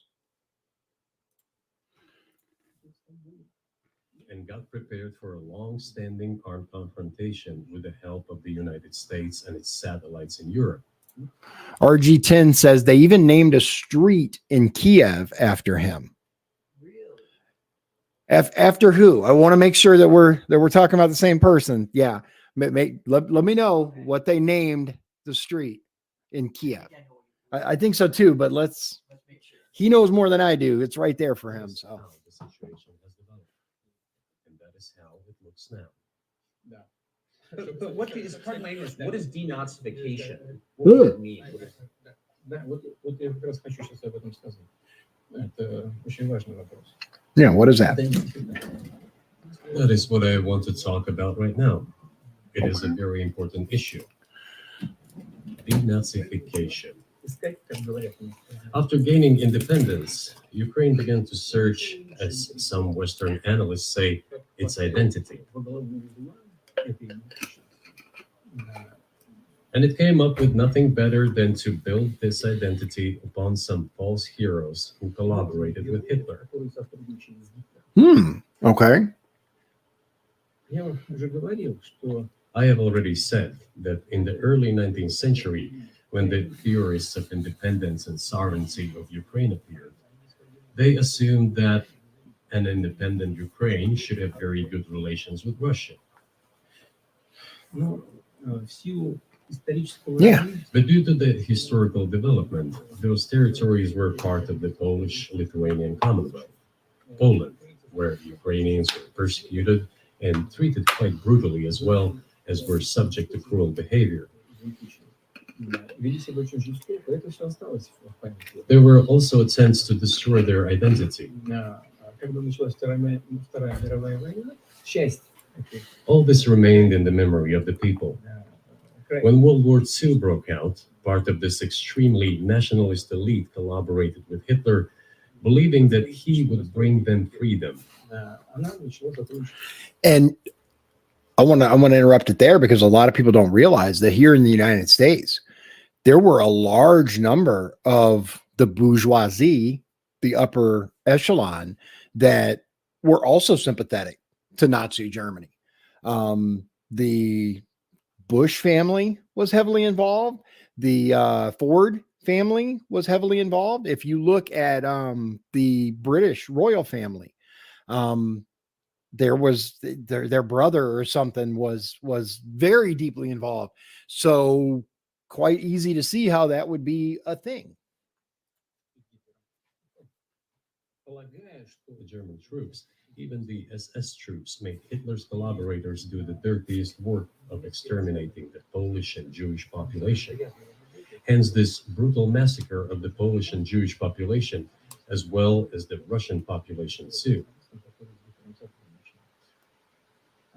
Вот отсюда вот эта жестокая резня. This was led by the persons who are well known, Bandera, Shukevich. It was those people who were made national heroes. That is the problem.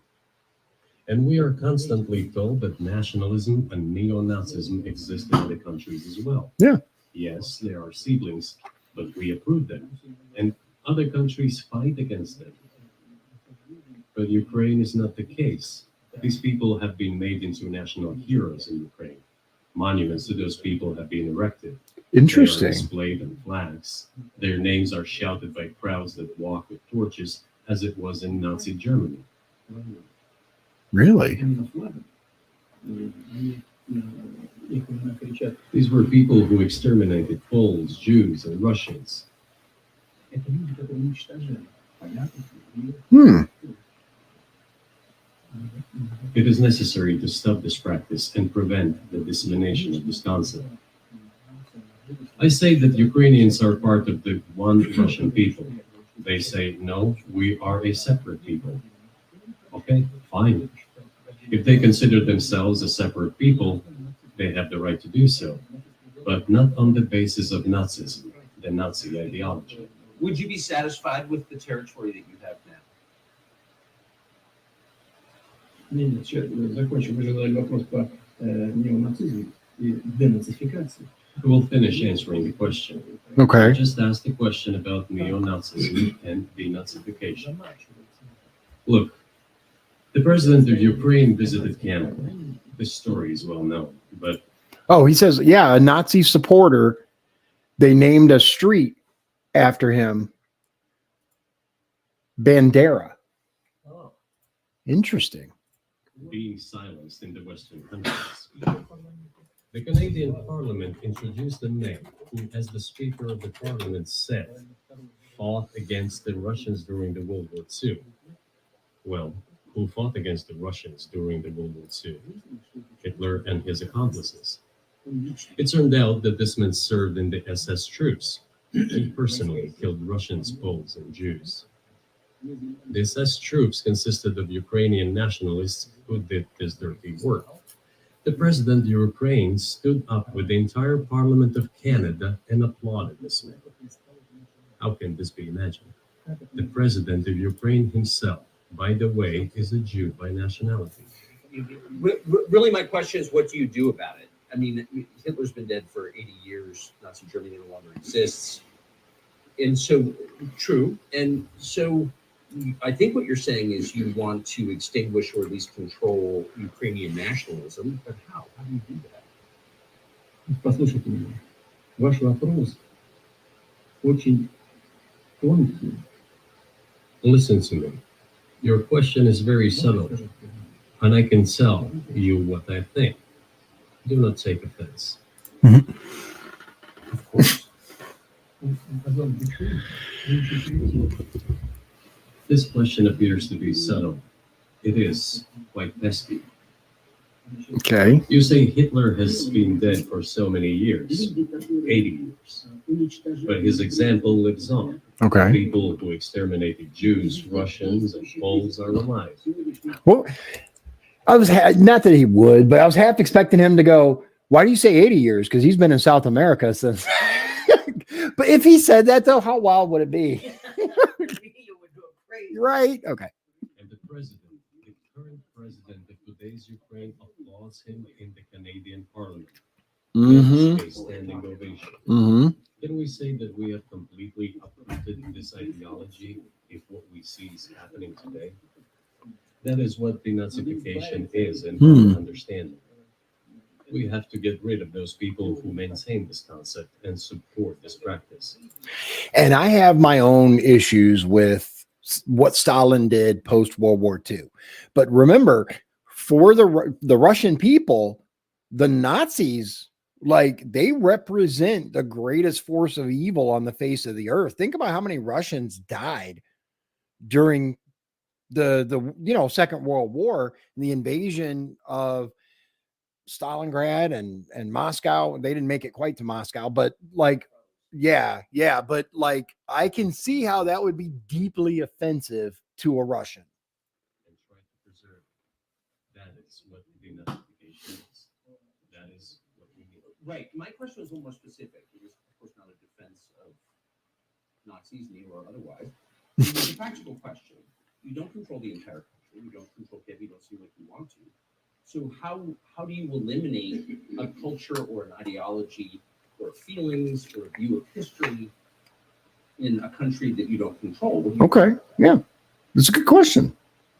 А вы знаете, как по мне покажется странно, в ходе переговоров в Стамбуле. You know, as strange as it may seem to you, during the negotiations at Istanbul, we did agree that we have it all in writing. Neo-Nazism would not be cultivated in Ukraine, including that it would be prohibited at the legislative level. Really? Mr. Carlson, we agreed on that. This, it turns out, can be done during the negotiation process. And there's nothing humiliating for Ukraine as a modern civilized state. Is any state allowed to promote Nazism? It is not, is it? Oh, that is it.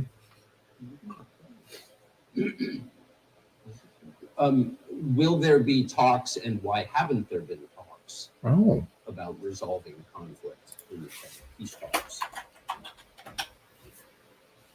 Были дошли до согласования позиций. They have been.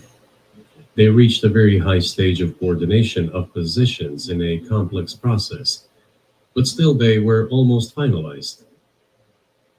But after we withdrew our troops from Kiev, as I have already said, the other side threw away all these agreements and obeyed the instructions of Western countries, European countries, and the United States to fight Russia to the bitter end. Moreover, the president of Ukraine has legislated a ban on negotiating with Russia. He signed a decree forbidding everyone to negotiate with Russia. But how are we going to I found it. negotiate if he forbade Interesting. himself and everyone to do this? Hmm. We know that he is putting forward some ideas about the settlement, but in Hold on, I want to show you.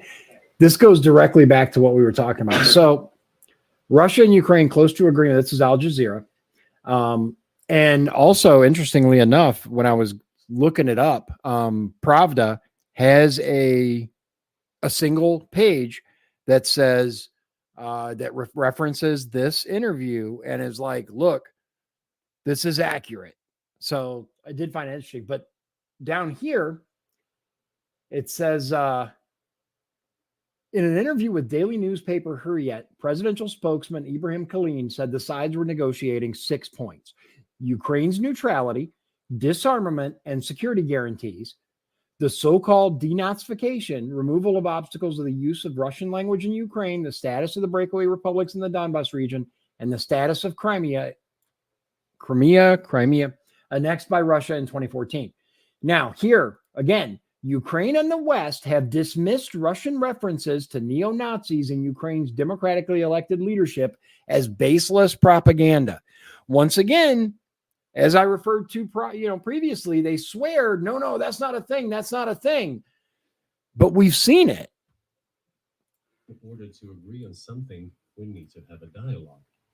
Is that not right? Well, but you wouldn't be Agreed. speaking to the Ukrainian president, you'd be speaking to the American president.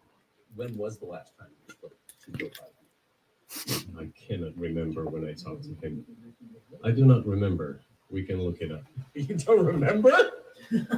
No. Why? He said it's Do been I a have to while. remember everything. I have my own things to do. We have domestic political affairs. Well, he's funding the war that you're fighting, so I would think that would be memorable. Well, yes, he funds, but I talked to him before the special military operation, of course. And I said to him then, by the way, I will not go into details, I never do, but I said to him then, I believe that you are making a huge mistake of historic proportions by supporting everything that is happening there in Ukraine by pushing Russia away. I told him repeatedly, by the way. I think that would be correct if I stop here. What did he say? Ask him, please. It is easier for you. You are a citizen of the United States. Mhm. Go and ask him. It is not appropriate for me to comment on our conversation. But you haven't spoken to him since before February of 2022.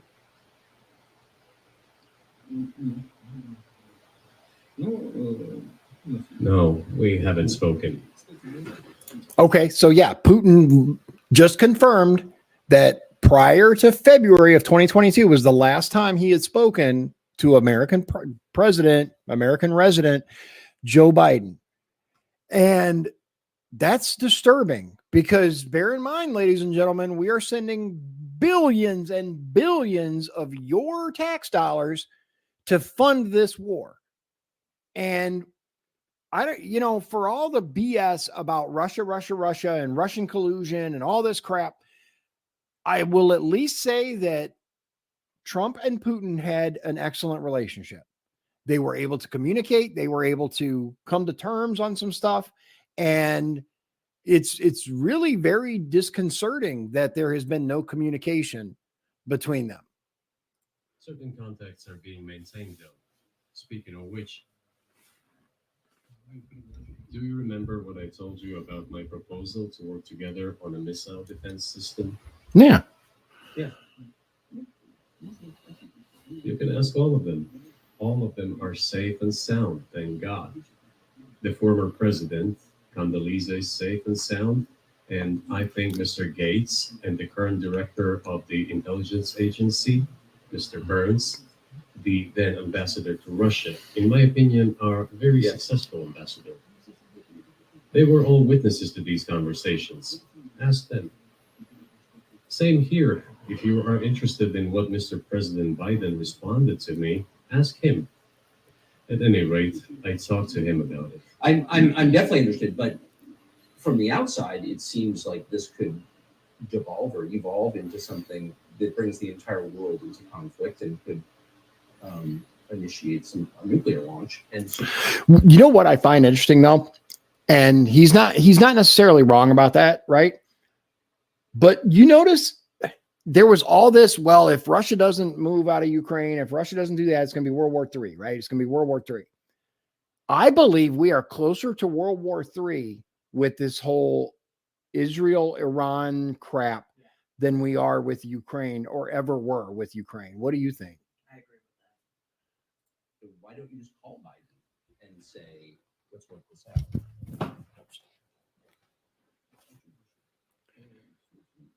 What's there to work out? It's very simple. Hmm. I repeat. We have contacts through various agencies. I will tell you what we are saying on this matter and what we are conveying to the U.S. leadership. If you really want to stop fighting, you need to stop supplying weapons. It will be over within a few weeks. That's it. Yeah. Then we can agree on some terms. I mean, Before you do that, stop. he's not wrong. What's easier? Why would I call him? Why would I call him? I mean, we've told him quit sending weapons and it'll be over. I mean, I do agree with him there. If the United States would stop supporting the Ukraine war would be over because Russia would win. I don't know how close they are to winning, but my understanding, based on non-biased media, is they're very close. Russia is very, very close to Ukraine capitulating. And that's a whole other subject, but yeah. What should I talk to him about? Or beg him for what? And what is to get that? You're going to deliver such and such weapons to Ukraine? Oh, I'm afraid. Please don't. What is there to talk about? Do you think NATO is worried about this becoming a global war or a nuclear conflict? At least that's what they're talking about. And they're trying to intimidate their own population with an imaginary Russian threat. This is enough. Yeah. He makes an excellent point, and that is even members of our Congress have said, if we don't keep sending money to Ukraine, then your sons and daughters are going to be fighting this war. Yeah. Obvious fact. And thinking people, not Philistines, but thinking people, analysts, those who are engaged in real politics, just smart people, understand perfectly well that this is a fake. Mm-hmm. They're trying to fuel the Russian threat. The threat I think you're referring to is a Russian invasion of Poland, Latvia, expansionist behavior. Can you imagine a scenario where you sent Russian troops to Poland? It's a good question. Only in one case, if Poland attacks Russia. Okay. Because we have no interest in Poland, Latvia, or anywhere else. Why would we do that? Yeah. We simply don't have any interest. It's just threat mongering. Well, the argument, I know you know this, is that, well, he invaded Ukraine. He has territorial aims across the continent. And you're saying unequivocally you don't.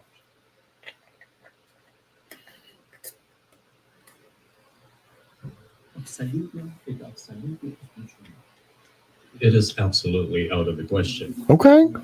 You just don't have to be any kind of analyst. It goes against common sense to get involved in some kind of a global war. And that's one of the, you know what, it's interesting because that's one of the scary talking points that they use is, well, if he's allowed to win in Ukraine, he's going to invade this place next and this place next. And they have made so many parallels between Ukraine currently and Russia, and then Nazi Germany and Poland at the beginning of World War II. Yes. Yeah. That's his big goal, is to reunify the USSR. And I'm sure it came up. I mean, he came to power shortly after the USSR imploded and became just the Soviet Union. It was, a few years after that. And I'm sure the discussions had to have been had, but here he is saying, no, that's not what I want. And he's said this before. This is not new. He has said this on multiple occasions that that's not what he's after. Doesn't stop the fear mongering, though. War will bring all humanity to the brink of destruction. It's obvious.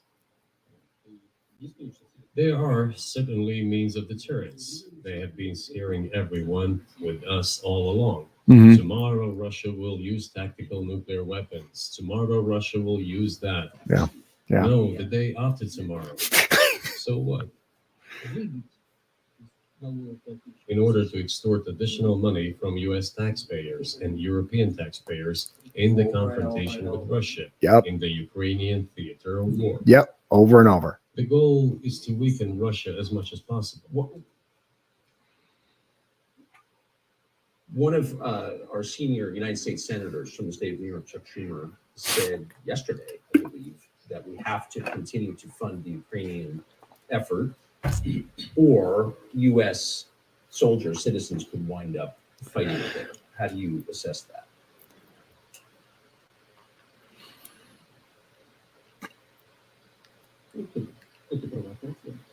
This is a provocation, and a cheap provocation at that. Mhm. I do not understand why American soldiers should fight in Ukraine. There are mercenaries from the United States there. Mhm. The bigger number of mercenaries comes from Poland, with mercenaries from the United States in second place, and mercenaries from Georgia in third place. Well, if somebody has the desire to send regular troops, that would certainly bring humanity to the brink of very serious global conflict. Yeah. This is obvious. Do the United States need this? What for? Thousands of miles away from your national territory. Right. Don't you have anything better to do? You have issues on the border, issues with migration, Yeah. issues with the national debt. Oh yeah. More than $33 trillion. Yeah. You have nothing better to do, so you should fight in Ukraine? Agreed. Wouldn't it be better to negotiate with Russia? Make an agreement, already understanding the situation that is developing today, If Trump realizing wins, that Russia will fight Oh, for yeah. its interests to the end? Yeah, I agree with you. If Donald Trump, if they don't steal the election again and Donald Trump wins, I think all this goes away. I really do. Yeah. I don't think it'll be as quick as Trump claimed that it's 24 hours. Yeah. It'll It probably might be. It might be. Here's the thing, right? And this is what it comes down to. And oh, hold on. RG10 says Biden will deliver an unannounced address to the nation in a few minutes, the White House said. Really? Oh, thank you for that. Let's see if we can Wow. hold on. Yeah, what is going on? Did you hear about what happened today? No. What happened? About the investigation, and he is. Do you want to cut to that? Yeah, where's it This at? is historic. Fox News. Okay. Probably streaming them. Thank you. Yeah, thank you very much. Let's This see. is, Hold on. he might be resigning. Hold on. Biden address Wow. live, the White House. All right, here we go. Here, we will begin shortly. Okay, so I have it on. All right. Okay, so it's brought up. Thank you for that, RG10. Okay. now Who it's knows? popped up on my- Did it? Is it This is gonna be is it live? I mean, I don't think it's. I mean, the. It's alert yeah. that It's coming. Okay, yeah. It says we will begin shortly Wow. on the White House. The So report that came out today for how he didn't the classified information. oh yeah, how they weren't gonna charge him Yeah, or something. but Yeah. he unwillingly, they said that he was very neglect. I can't remember the words that they used. Yeah, they're choosing not to pursue it currently. But okay, so here's what I'm gonna do. I'm gonna bring this over here so I can keep an eye on it. And as soon as it pops up, we'll cut to that. Because I want to see what this might be historic. We'll see. And realizing Don't want this, to know, actually trust me. return to common sense, start respecting our country and its interests, and look for certain solutions. It seems to me that this is much smarter and more rational. Who blew up Nord Stream? Ooh. Ooh. Yes. You for sure. I was busy that day. Tucker said I was busy that day. Nice. We know you meant U.S., but that's good fun. Oh, okay. Hold on. The resident is walking up. Okay. Okay, I got it. Oh.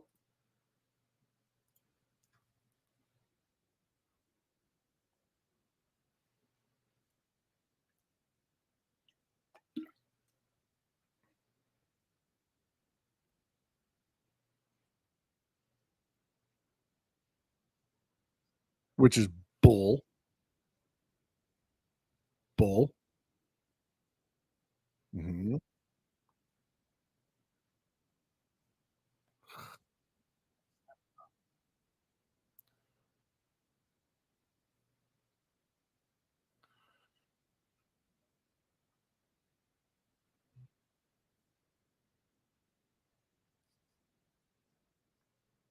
He says he likes ice cream.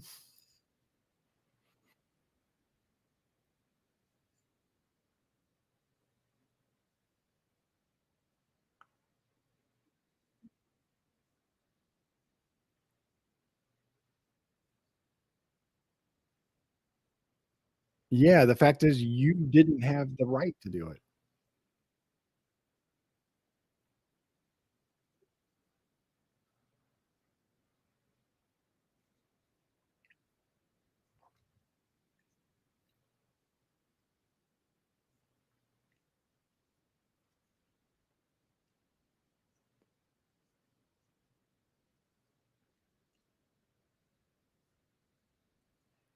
Blah, blah, blah. This is a nothing burger. Yeah. Him crowing. Yep. Yeah. Which China got millions and millions of dollars for.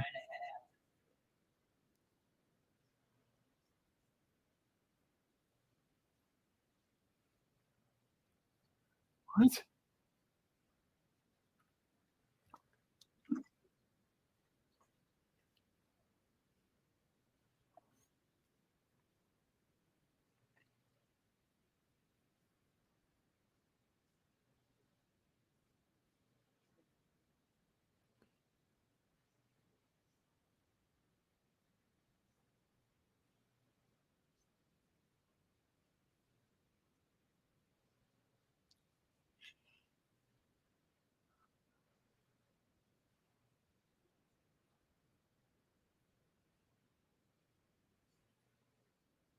Yeah. Yeah.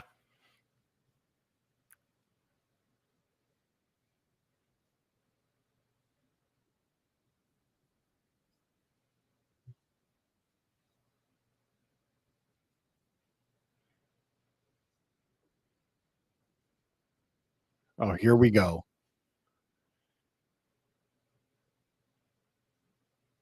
The lady of what, dude?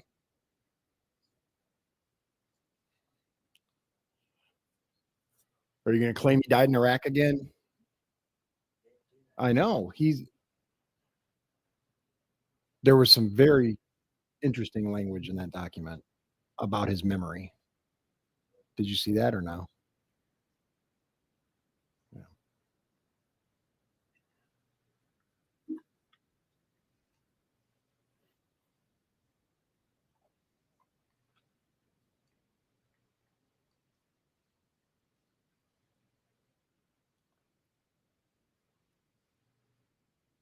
Uh-huh.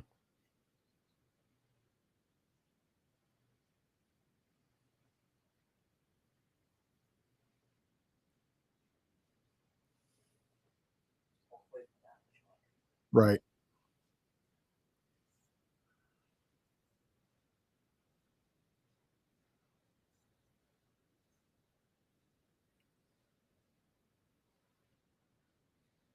Yeah.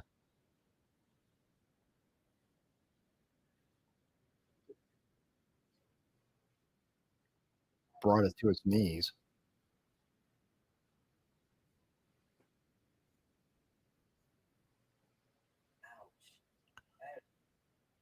You do see.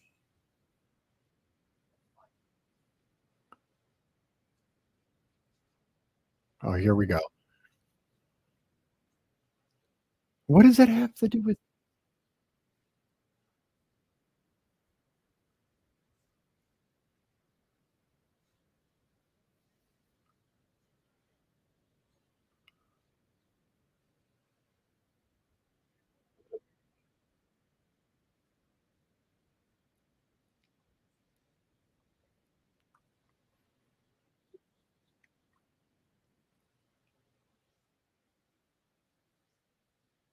Oh, wait.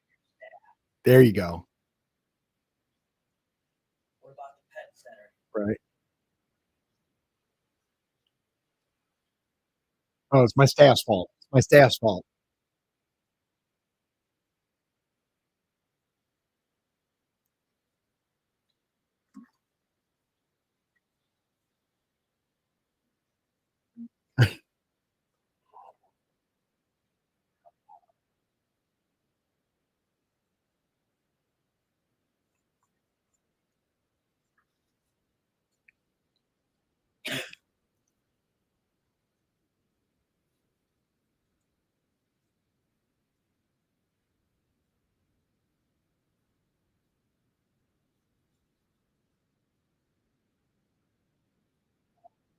Right. Yeah. Why are you confusing the names of world leaders?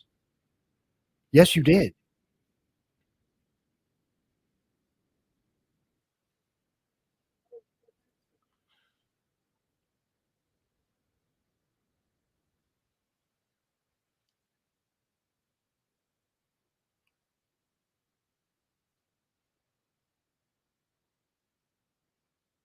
Robert.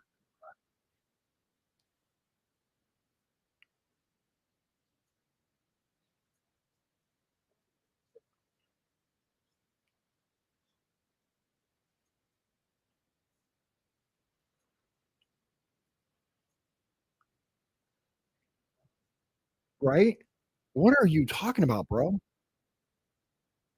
RG10 said, bro, our media is writing that Biden is talking about Robert Gura. It's true. Does he say anything about the interview in Russia? Not yet. He hasn't said anything about it yet.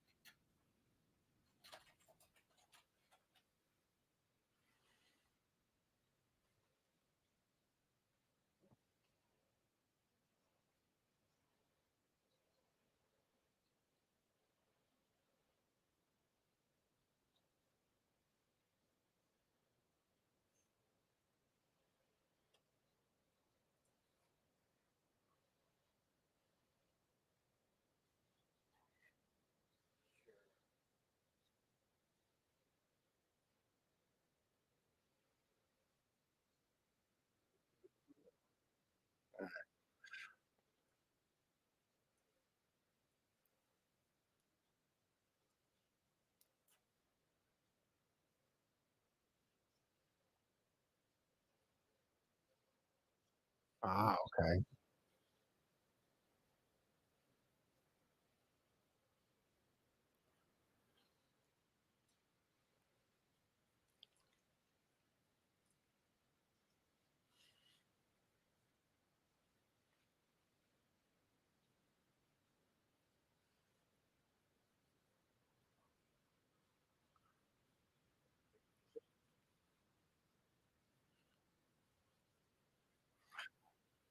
Oh, you mean the way they ignored what you did? It's a two-tiered. Yes, you did. Oh, he's running again. He's running again. Look. Hold on. Hold on. Oh. Something about hostage negotiation. Yeah, he's coming back. Hold on.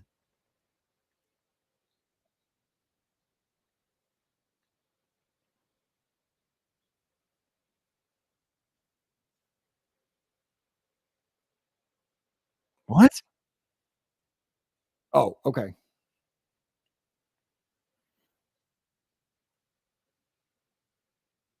Okay.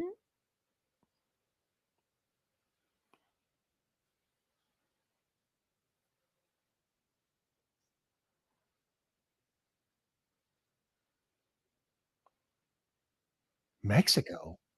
What are you talking about?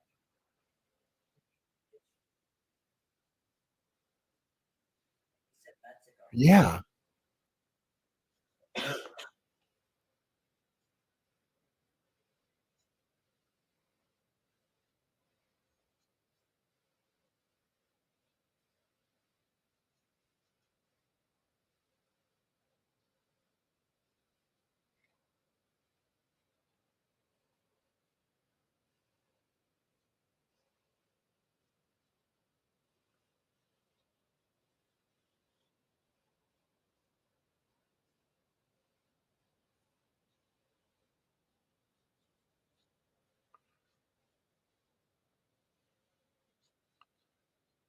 Okay.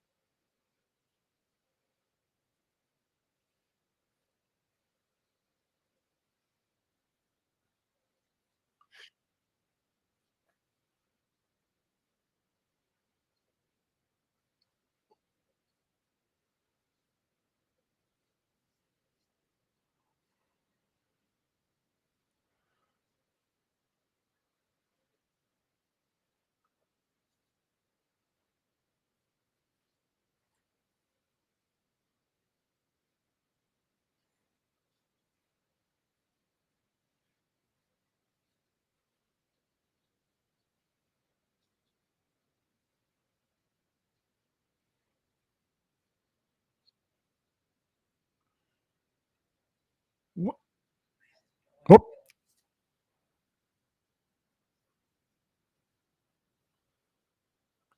wh-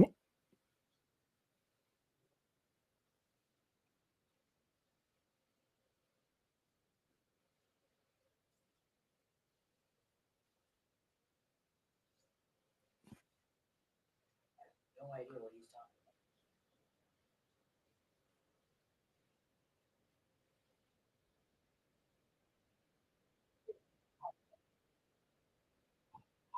what? I have no proof for what I'm about to say, but Hamas wanted to break up what was happening before it happened. Huh? What are you talking about, my guy? Holy crap, dude. If he's like this now, can you imagine what he's going to be like in 4 years? You know what? I just want to say this. Regardless of how you feel about Vladimir Putin, right? Look at this man sitting there. Were you look at this man sitting here sparring with Tucker verbally, right? Laughing, enjoying himself, giving a very detailed history lesson. He obviously loves his country. He's obviously very pro-Russia. He has been since day one, and that's his job. And we have a literal clown, a dementia patient. We have a dementia patient as our alleged president and commander in chief. God help us all. Hopefully Trump wins. Oh my God, dude. I cannot even what was this guy even talking about? Something about, I don't have any proof for what I'm about to say, but the sky's green. What? Something about Hamas and wanting to stop what was coming, or some. I don't even know. I don't even know. But I think, dude. Oh my God. So anyway, the thing that I had pulled up, and put on screen real quick. So Biden's team. This is Pravda. Biden's team fears that the photos included in Special Prosecutor Robert Gur's report on the handling of classified documents could influence the presidential election, Fox News reports. Biden's team says the report indicates that Biden's aides do not expect criminal charges as a result of the investigation, but are concerned about the photos included. The images may show how Biden kept classified materials that were discovered in late 2022 in the garage of his home in Delaware, as well as in his personal account. They are terrified of Trump's campaign staff who's going to use the photos. You can guarantee he is going to. Oh my God, dude. And look, all other things aside, even if you hate Donald Trump, you have got to give his campaign team props for the videos and memes. Oh my God. And that's one thing I'll say. Even if unless you have zero sense of humor, that's the only possible way you can look at what Trump puts out and not go, okay, that was clever. Because the stuff that Biden puts out is atrocious. I mean, absolutely atrocious. All right. I did not pull up your screen.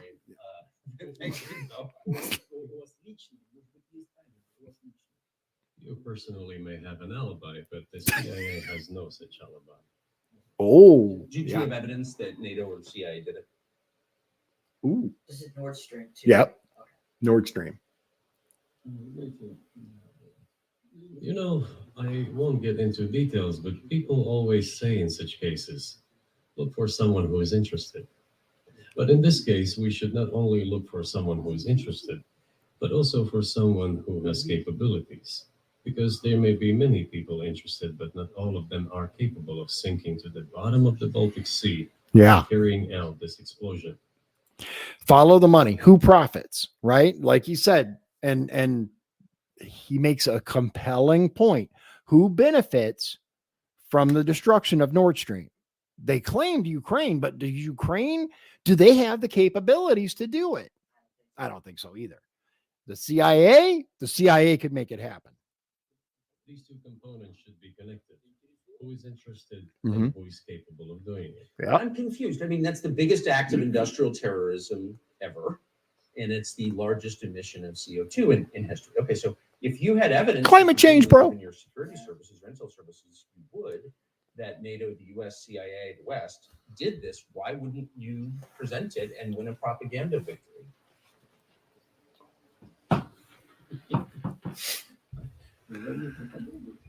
In the war of propaganda, it is very difficult to defeat the United States because the United States controls all the world's media and many European media. Yeah. The ultimate beneficiary of the biggest European media are American financial institutions. Yes. Did you know that? So it is possible to get involved in this work, but it is cost prohibitive, so to speak. We can simply shine the spotlight on our sources of information, and we will not achieve results. It is clear to the whole world what happened, and even American analysts talk about it directly. Yeah. It's true. Yes. Yeah. But here's a question you may be able to answer. You worked in Germany, famously. The Germans clearly know that their NATO partner did this, but it damaged their economy greatly. Oh, yeah. They never recovered. Why are they being silent about it? That's very confusing to me. Why wouldn't the Germans say something about it? That's a good question. I think I know the answer. What do you think? Let's ask you, what do you think? What possible reason could Germany have to stay silent if they know that the United States, via the CIA or other special operations group, they know that the US was responsible for the destruction of Nord Stream? Obviously, it screwed Germany up bad. Why would they stay silent? What would you think? They don't want the wrath of the US. Right, because in my opinion, it's because so much economy is tied to the United States. And beyond economy, I believe that there are definitive forces behind the scenes that control a number of countries, including Germany and the United States. That's my guess. Let's see what Vladimir says. This also confuses me. But today's German leadership is guided by the interests of the collective West rather than its national interests. Otherwise, it is difficult to explain the logic of their action or inaction. After all, it is not only about Nord Stream 1, which was blown up, and the Nord Stream 2 was damaged. But one pipe is safe and sound, and gas can be supplied to Europe through it. But Germany does not open it. We're ready, please. There's another route through Poland called Yamal Europe, which also allows for large flow. Poland has closed it, but Poland packs from the German hand. It receives money from the pan-European funds, and Germany is the main donor to these pan-European funds. Germany feeds Poland to a certain extent, and they close their route to Germany. Why? I don't understand. Ukraine, to which the Germans supply weapons and give money. Germany is the second sponsor of the United States in terms of financial aid to Ukraine. There are two gas routes through Ukraine. They simply closed one route, the Ukrainians.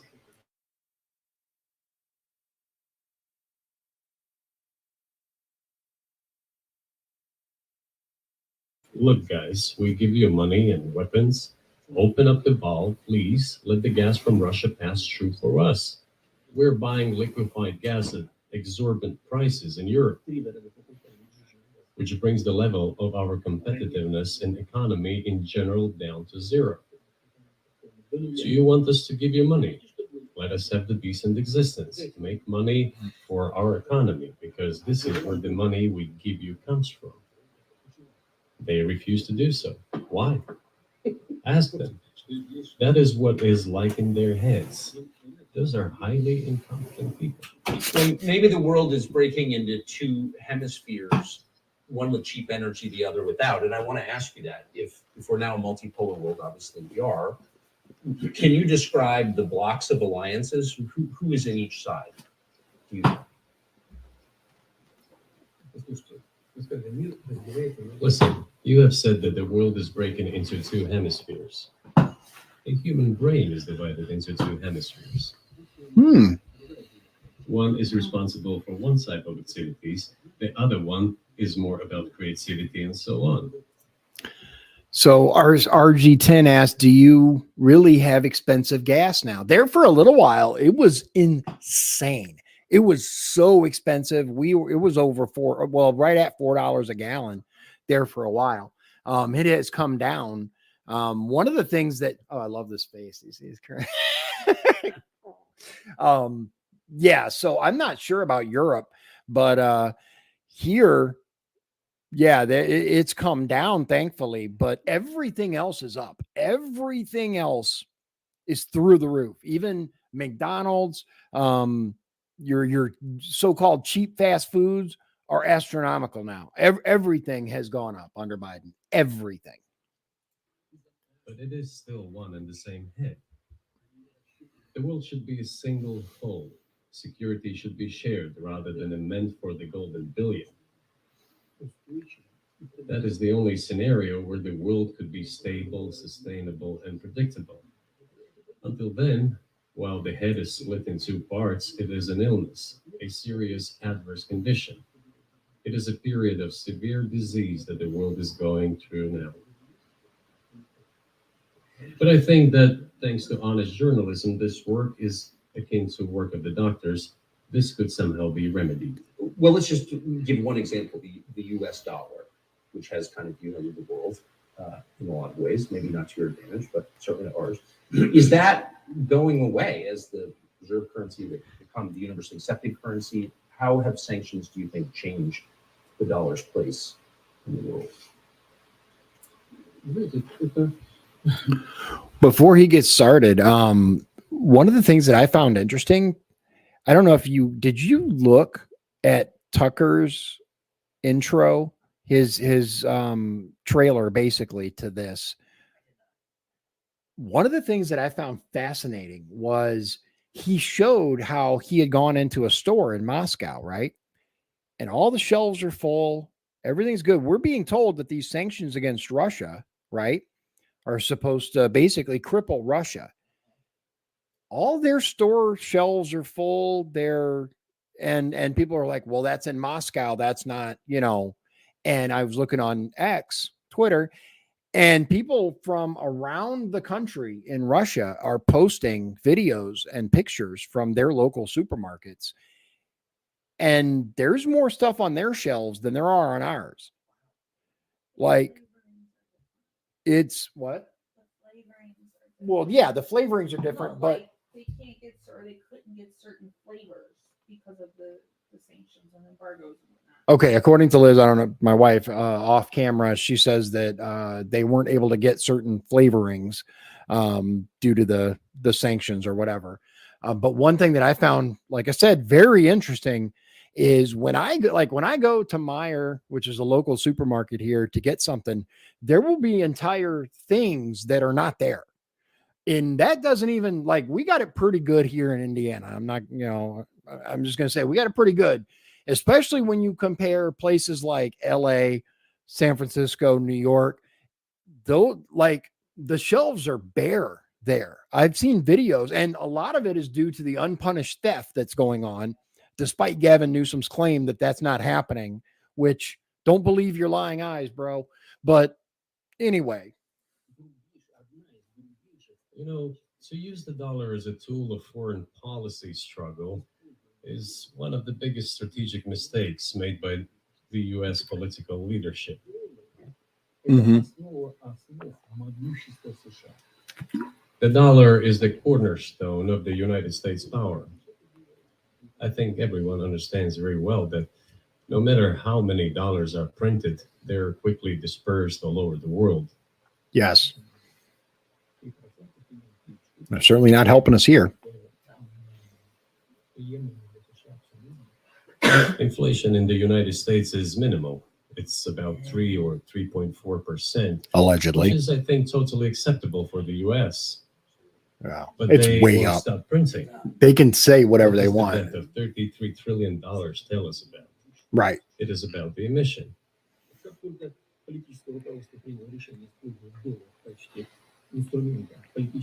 Nevertheless, it is the main weapon used by the United States to preserve its power across the world.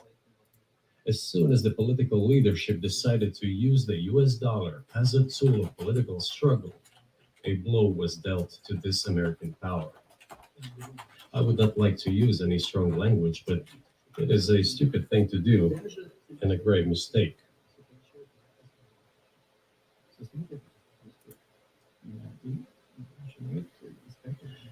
Look at what is going on in the world.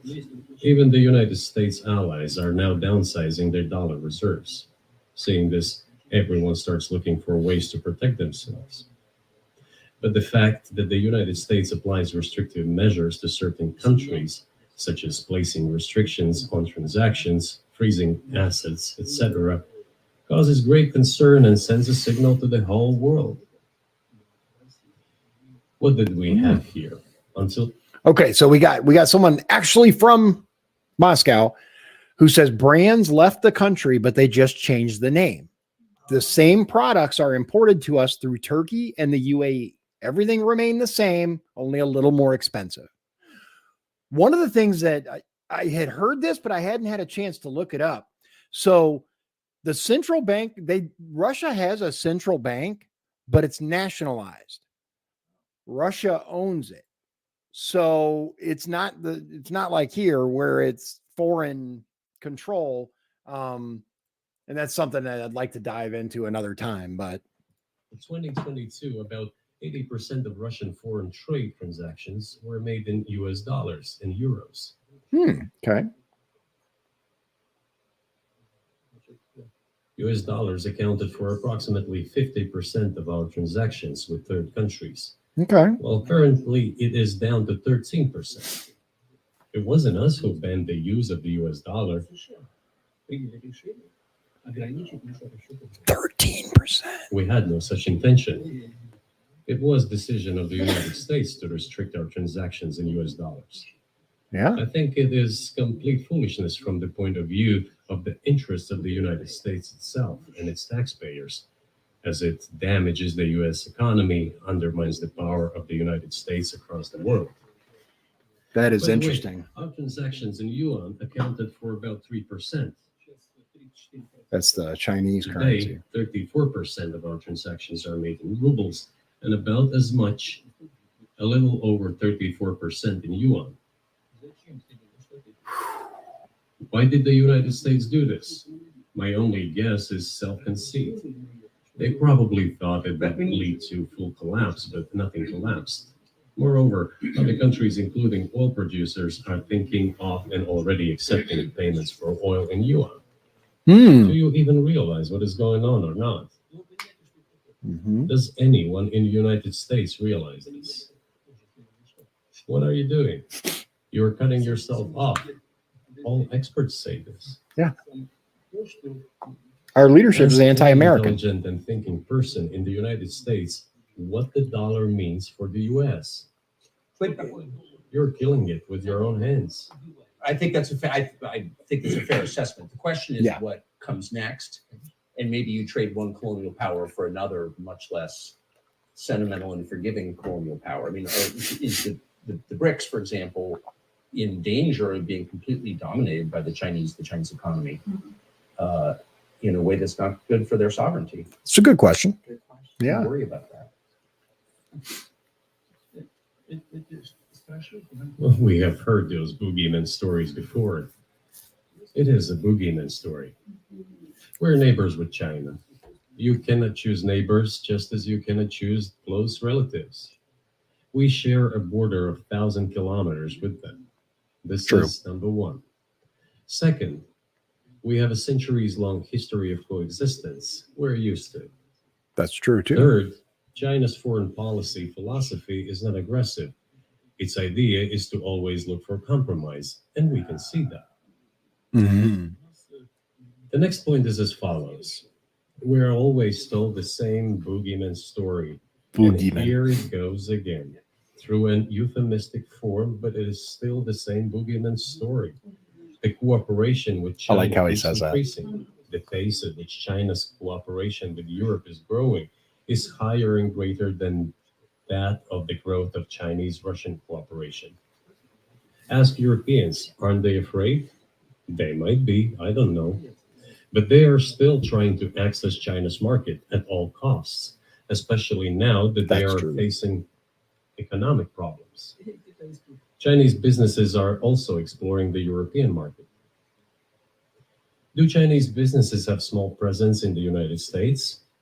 Yes, the political decisions are such that they are trying to limit their cooperation with China.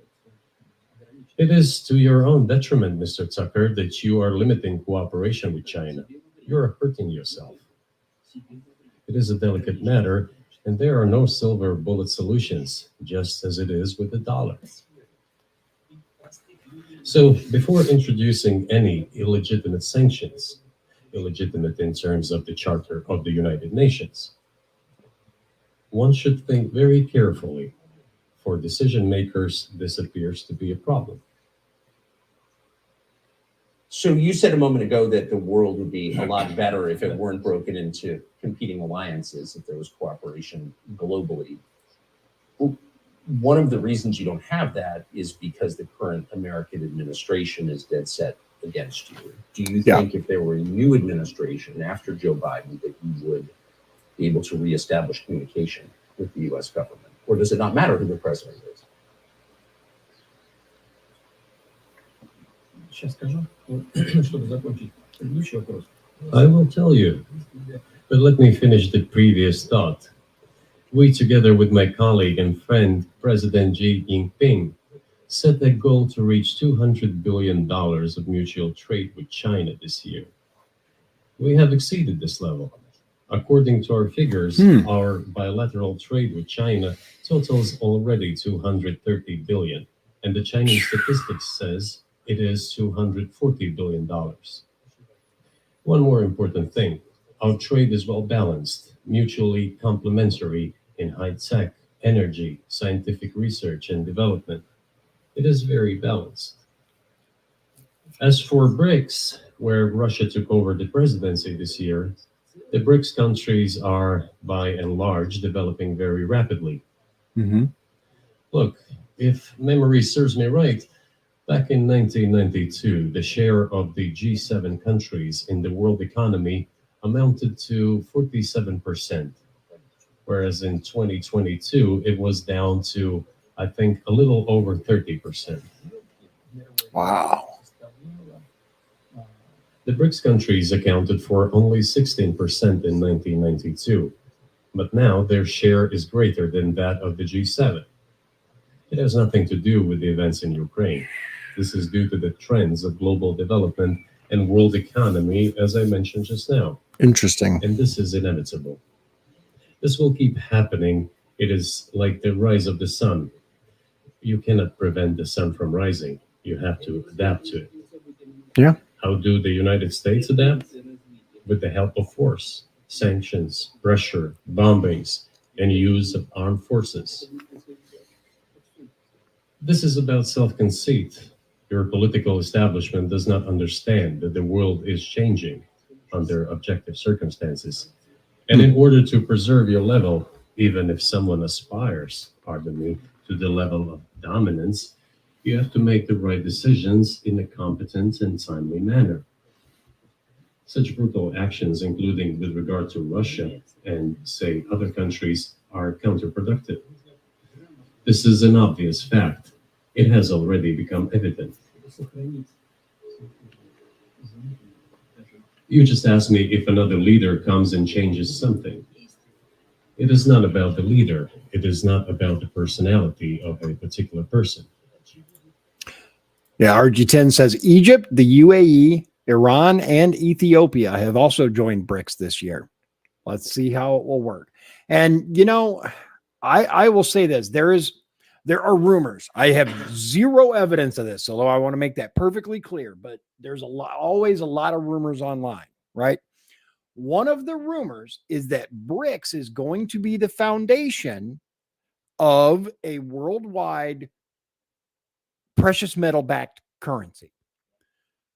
And that the US, the dollar, essentially has to fail in order for the United States to welcome BRICS and get on that as well.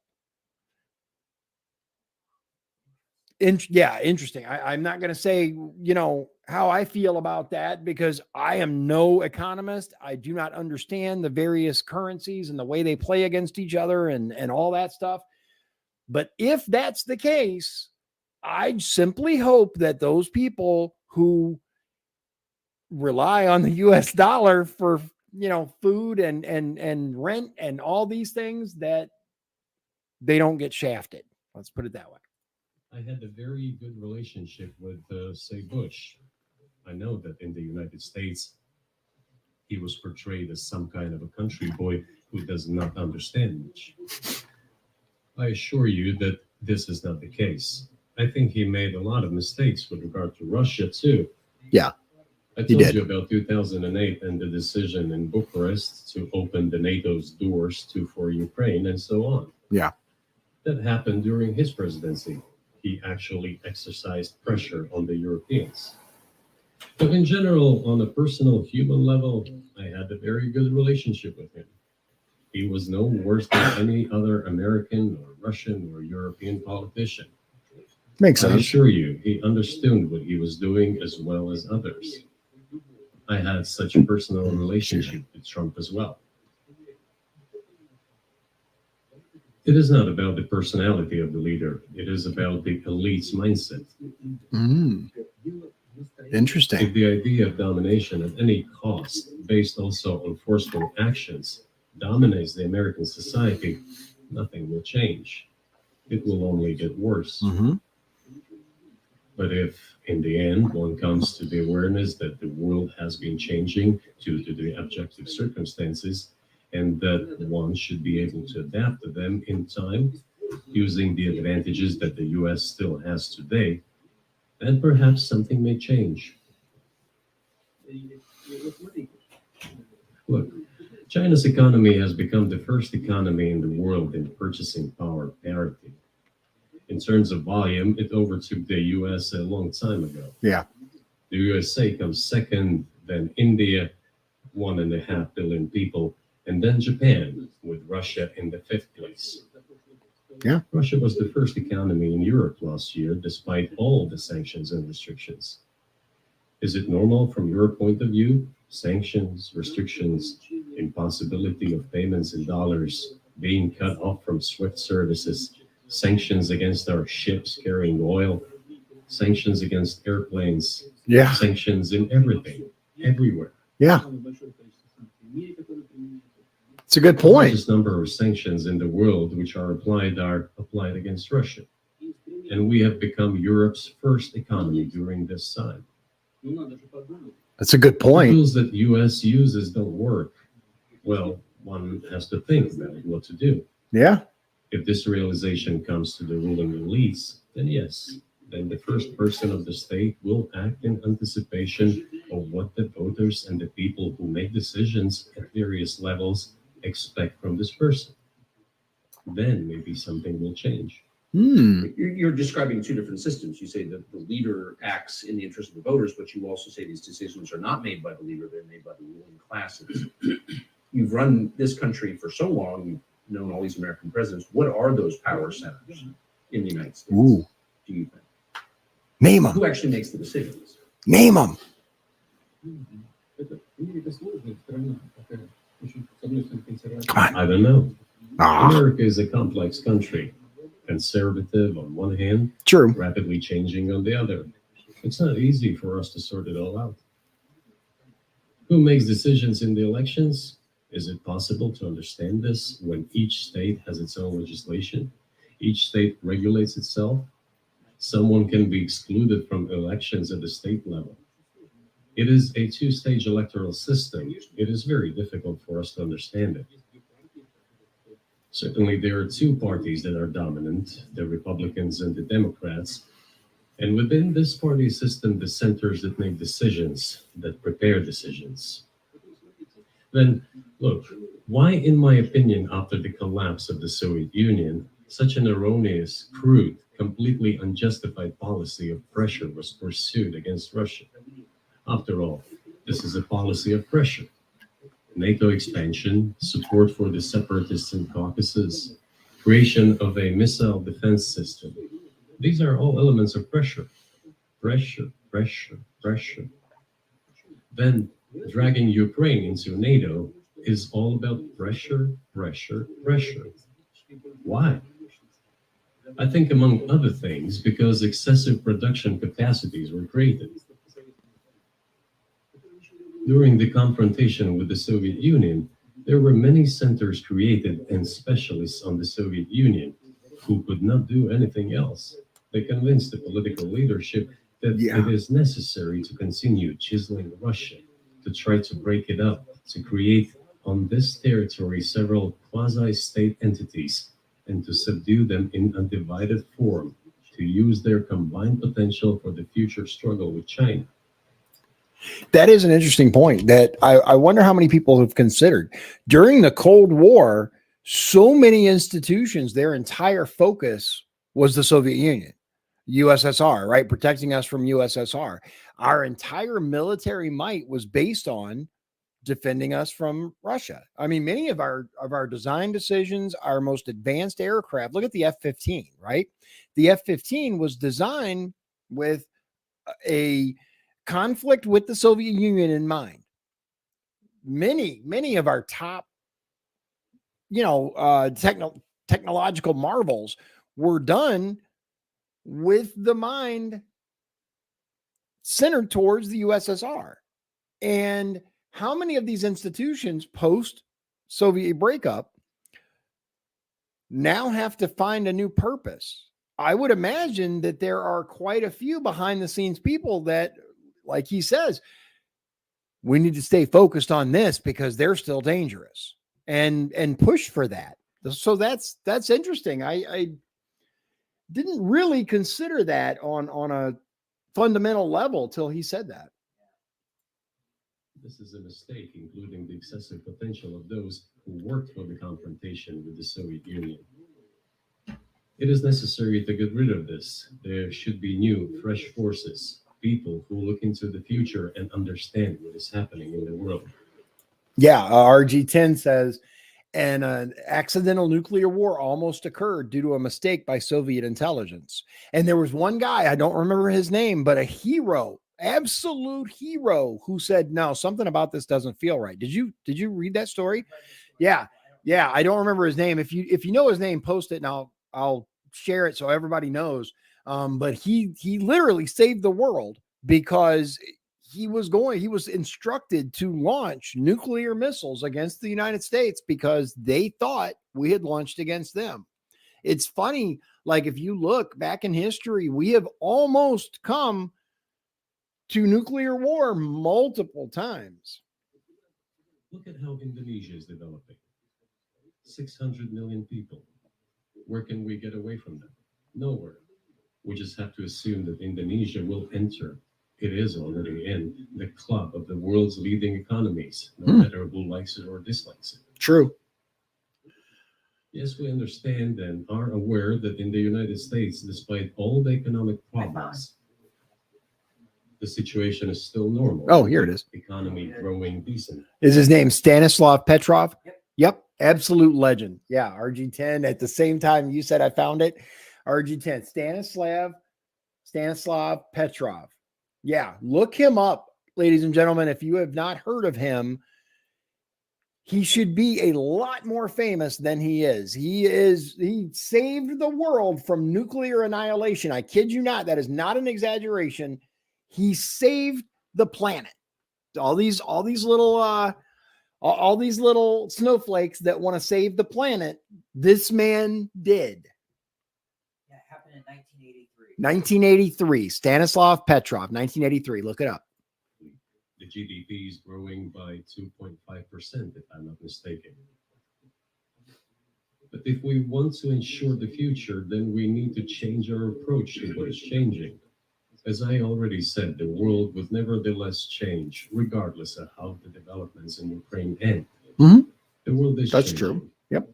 In the United States themselves, experts are writing that the United States are nonetheless gradually changing their position in the world. It is your experts who write that. Yeah. I just read them. The only question is how this would happen, painfully and quickly, or gently and gradually. And this is written by people who are not anti-American. They simply follow global development trends. Yeah. That's it. And that's true. And We in are order changing. to assess them and change policies, we need people who think, look forward, can analyze and recommend certain decisions at the level of political leaders. Mhm. I just have to ask, you've said clearly that NATO expansion eastward is a violation of the promise you all made in 1990. It's a threat to your country.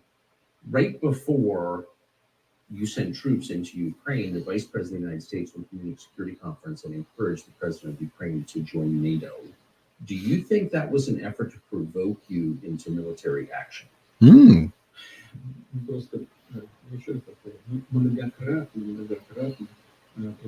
I repeat once again, we have repeatedly proposed to seek a solution to the problems that arose in Ukraine after 2014 with the top through peaceful means. But no one listened to us. And moreover, the Ukrainian leaders who were under the complete US control suddenly declared that they would not comply with the Minsk agreements. They disliked everything there and continued military activity in that territory.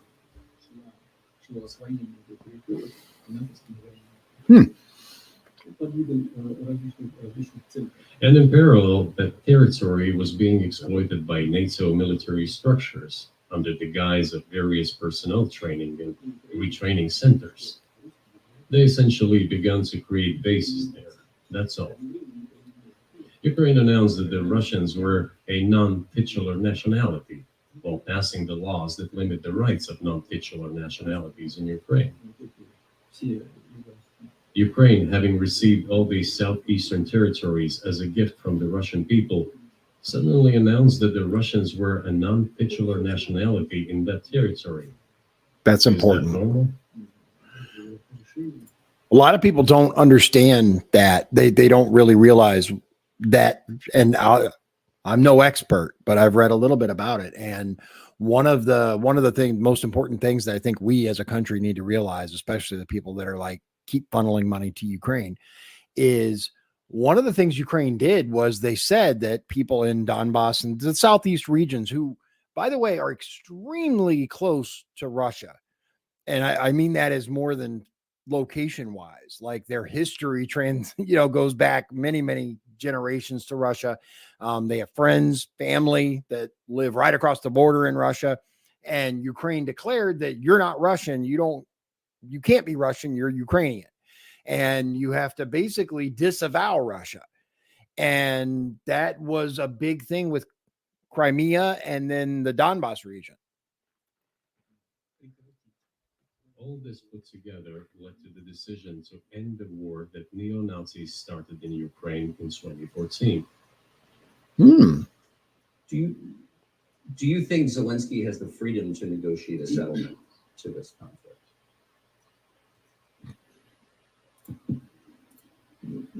I don't know the details. Of course, it's difficult for me to judge. But I believe he has, in any case, he used to have. His father fought against the fascists, Nazis, during World War II. I once talked to him about this. I said, Volodya, what are you doing?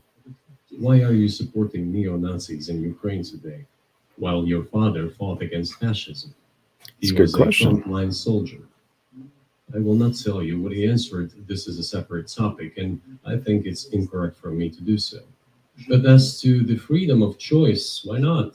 He came to power on the expectations of Ukrainian people that he would lead Ukraine to peace. He talked about this. True. It was thanks to this that he won the elections overwhelmingly. But True. then, when he came to power, in my opinion, he realized two things. Firstly, it is better not to clash with neo-Nazis and nationalists because they are aggressive and very active. You can expect anything from them. And secondly, the US-led West supports them and will always support those who antagonize with Russia. It is beneficial and safe. So he took the relevant position despite promising his people to end the war in Ukraine. He deceived his voters. But do you think at this point, as of February 2024, he has the latitude, the freedom to speak with you or your government directly about putting an end to this, which clearly isn't helping his country or the world? Can he do that? It's a good question. А почему нет? Он же Why not? He considers himself head of state. He won the elections. Although we believe in Russia that the coup d'etat is the primary source of power for everything that happened after 2014. And in this sense, even today, government is flawed. But he considers himself the president, and he is recognized by the United States, all of Europe, and practically the rest of the world in such a capacity. Why not? He can. We negotiated with Ukraine in Istanbul. We agreed. He was aware of this. Moreover, the negotiation group leader, Mr. Arkamia is his last name, I believe still heads the faction of the ruling party, the party of the president in the Rada. He still heads the presidential faction in the Rada, the country's parliament. He still sits there. He even put his preliminary signature on the document I am telling you about. But then he publicly stated to the whole world, we were ready to sign this document, but Mr. Johnson, then the Prime Minister of Great Britain, came and dissuaded us from doing this, saying it was better to fight Russia. They would give everything needed for us to return what was lost during the clashes with Russia. And we agreed with this proposal. That is very interesting. Very interesting. So, according to Vladimir Putin, we had an agreement. Even the ruling party, what we would consider the majority in Congress, it sounds like, probably like their version of Speaker of the House or something, agreed, okay, we're going to do this. Had even signed it. But then, according to him, Boris Johnson, not Yeltsin, that's different. Boris Johnson came over there and said, no, don't do this, because we will promise you that we will replace anything you lose if Russia does attack. We're going to finance, not only are we going to finance this war, we're going to make you whole. Britain alone doesn't have that kind of money or power. There's no way, right? So who then would have made that? Who then would have told Johnson, we got your back? There's only one other country in the world that has the kind of money and power to make that happen. Look, his statement has been published. He said it publicly. Can they return to this or not? The question is, do they want it or not? Еще господин президент. Further on, President of Ukraine issued a decree prohibiting negotiations with us. Let them cancel that decree, and that's it. We have never refused negotiations, indeed. We hear all the time, is Russia ready? Yes, we have not refused. It was them who publicly refused. Well, let him cancel his decree and enter into negotiations. Yeah, so Kyiv Post says total nonsense, but this is November 27, 2023. The European Conservative says Russia was ready to end the war if we took neutrality. Ukraine's former top negotiator confirmed, but Boris Johnson said, let's just fight. Whoa. September 2nd, 2022. responsible statecraft, recent peace and foreign affairs. There was a deal. Wow. Our media didn't really Our media did not cover that at all. At all. I never heard of that Never heard that either. before he just said it. And like, wow, dude. There was a deal on the table. Everybody would have been happy. Or, you know, it's a negotiation. So everybody's unhappy, but everybody says this is the best thing, right? What the deal was. He said it was the agreement that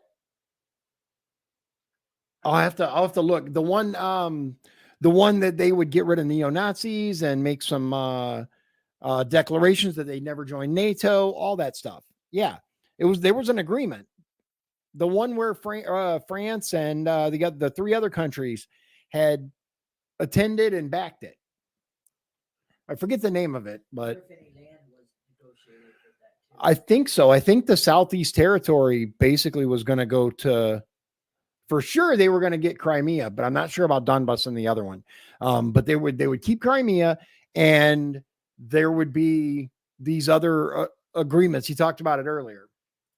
We have never refused. Interesting. And the fact that they obeyed the demand or persuasion of Mr. Johnson, the former Prime Minister of Great Britain, seems ridiculous and very sad to me. Because as Mr. Arakamiya put it, we could have stopped those hostilities with war a year and a half ago already. But the British persuaded us and we refused this. Where is Mr. Johnson now? And the war continues. That's a good question. That is a good What it is question. And why did he do that?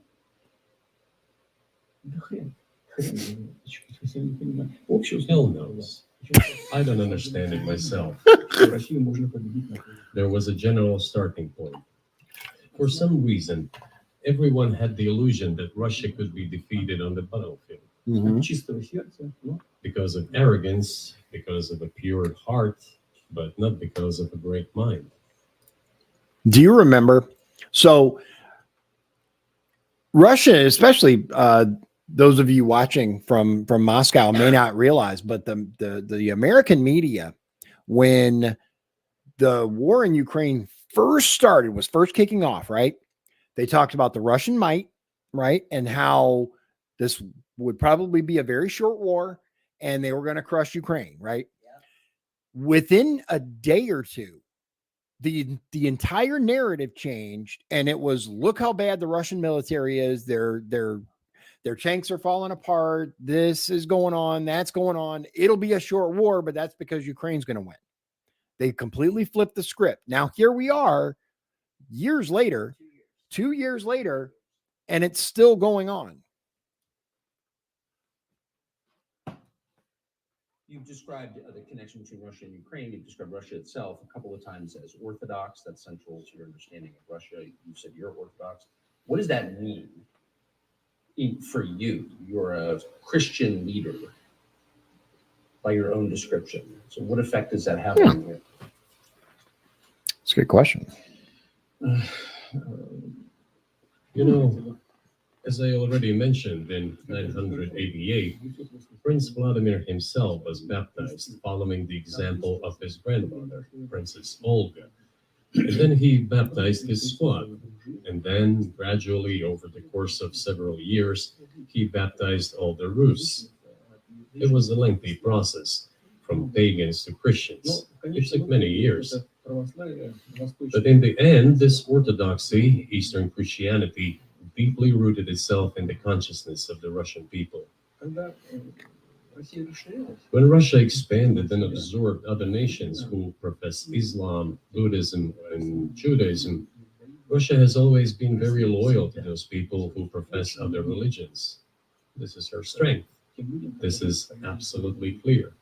And the fact is that the main postulates, main values are very similar, not to say the same, in all world religions I've just mentioned, and which are the traditional religions of the Russian Federation, Russia.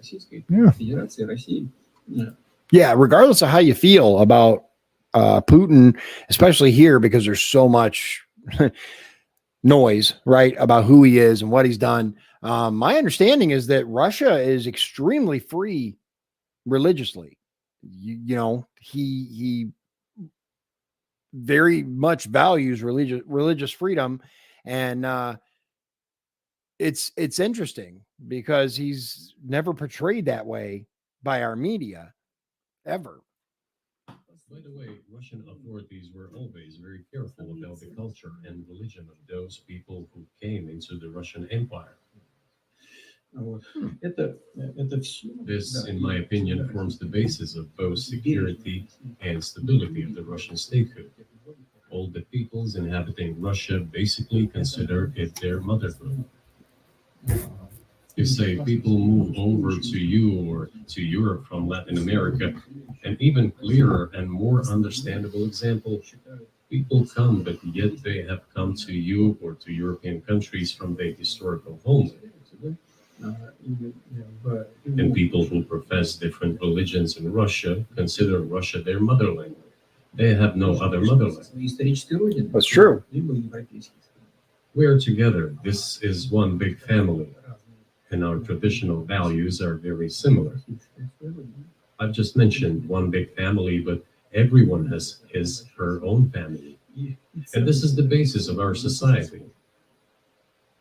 And if we say that the motherland and the family are specifically connected with each other, Если мы говорим, что родина и семья, it is indeed the case, since it is impossible to ensure a normal future for our children and our families unless we ensure a normal, sustainable future for the entire country, for the motherland. устойчивое будущее для всех. That is why patriotic sentiment is so strong in Russia. So this is interesting. RG10 says, I agree, but I am not completely a Muslim from the Caucasus. Many people don't like us, but as for the state, it is true that all nations and religions are equal. See, I love, like, yeah, I love learning information about other countries from people who live there, you know, versus their media or approved sources or whatever. It's very, very interesting to me.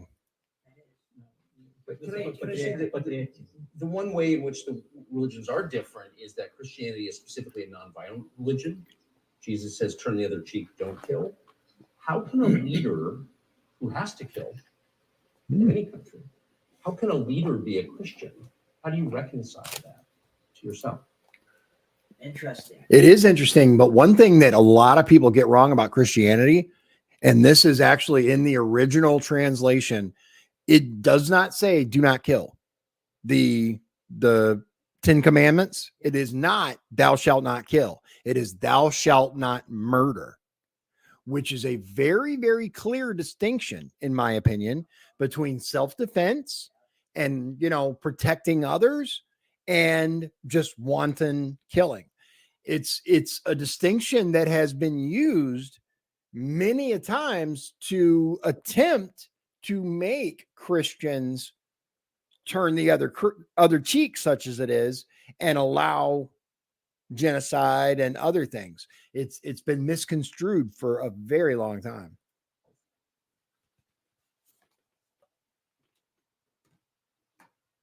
Очень легко.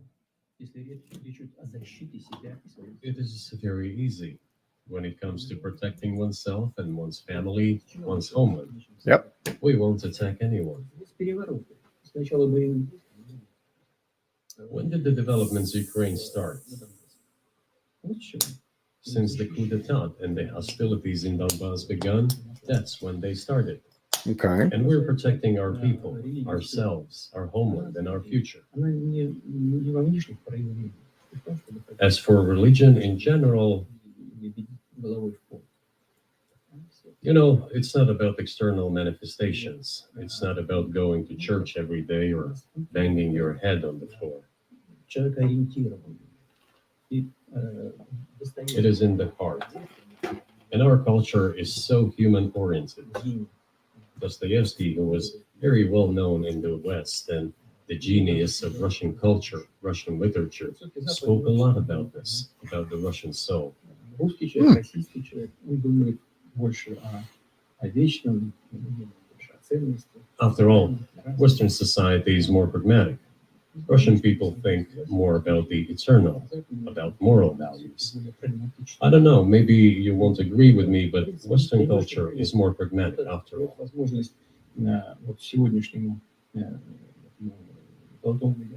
I'm not saying this is bad. It makes it possible for today's golden billion to achieve good success in production, even in science and so on.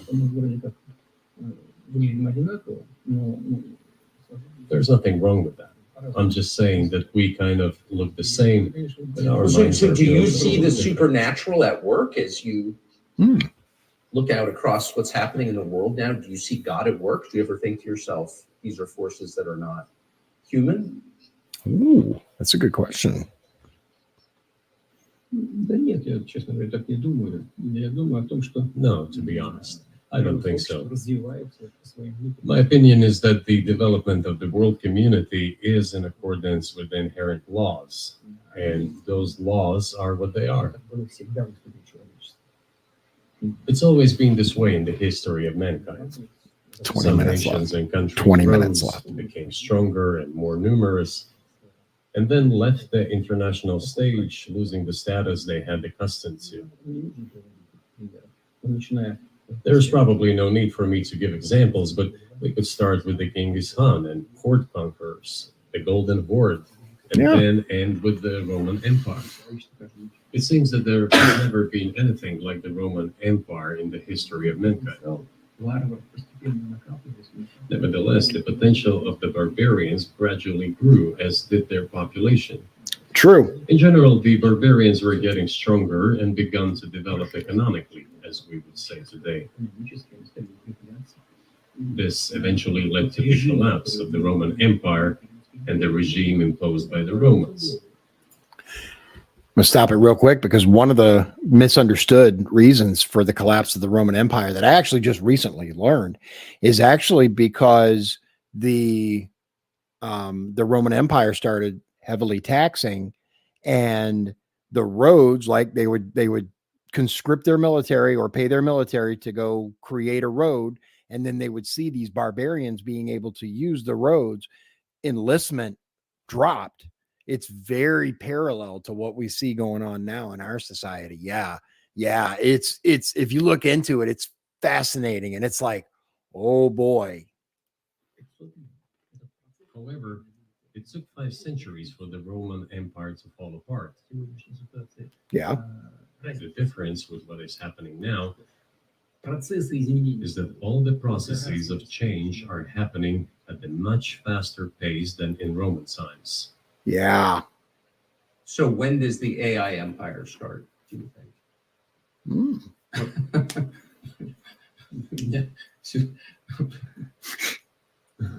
более You're сложные. asking increasingly more complicated questions. True. To answer them, you need to be an expert in big numbers, big data, and AI. Mankind is currently facing many threats. Due to the genetic researches, it is now possible to create a superhuman, a specialized human being, a genetically engineered athlete, scientist, military man. There are reports that Elon Musk had already had a chip implanted in the human brain in the Yep. USA. Yeah, and China has been using CRISPR to genetically engineer people for a while now. You were aware of that? Yeah, it's actually a little disturbing. What do you Yeah. think of that? Ну, Маска, я думаю, что Маска Well, I think there's no stopping Elon Musk. He will do as he sees fit. Yeah. Nevertheless, you need to find some common ground with him, search for ways to persuade him. I think he's a smart person. I truly believe he is. So you'll need to reach an agreement with him because this process needs to be formalized and subjected to certain rules. Потому что будет происходить Yeah. с ним в связи с развитием вот этих новейших исследований технологий. Humanity has to consider what is going to happen due to the newest development in genetics Поэтому or in AI. One can make an approximate prediction of what will happen. угрозу своему существованию от ядерного оружия все начали обладатель ядерного Once mankind felt an existential threat coming from nuclear weapons, all nuclear nations began to come to terms with one another since they realized the negligent use of nuclear weaponry could drive humanity to extinction. искусственного интеллекта, либо генетики, либо еще каких-то современных направлений, остановить которые It невозможно. is impossible to stop research in genetics or AI today, just as it was impossible to stop the use of gunpowder back in the day. True. Исследования все равно будут. Но когда человечество почувствует угрозу для себя, But as soon as we realize that the threat comes from unbridled and uncontrolled development of AI or genetics or any other field, the time will come to reach an international agreement on how to regulate these things. I appreciate all the time you've given us. I'm just going to ask you one last question, and that's about someone who's very famous in the United States, probably not here, Evan Gershkovich, who's the Wall Street Journal reporter. He's 32, and he's been in prison for almost a year. This is a huge story in the United States, and I just want to ask you directly, without getting into the details of it or your version of what happened, if as a sign of your decency, you would be willing to release him to us and we'll bring him back to the United States. Ooh.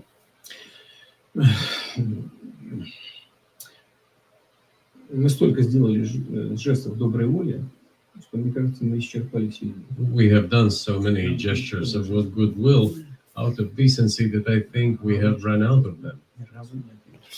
It doesn't sound good. We have never seen anyone reciprocate to us in a similar manner. Что However, in theory, we can say that we do not rule out that we can do that исключаем того, что мы можем if our partners take reciprocal steps. встречном движении. Okay. When I talk about the partners, I first of all refer to special services. Представители специальных служб. Special services are in contact with one another. They are talking about the matter in question. На то, чтобы не решить это. There is no taboo to settle this issue. We are willing to solve it. Определенные условия, которые But there are certain terms being discussed via special services channels. партнерским каналом между спецслужбами. I believe an agreement can be reached. So typically, I mean, this stuff has happened for obviously centuries. One country catches another spy within its borders, it trades it for one of its own intel guys in another country.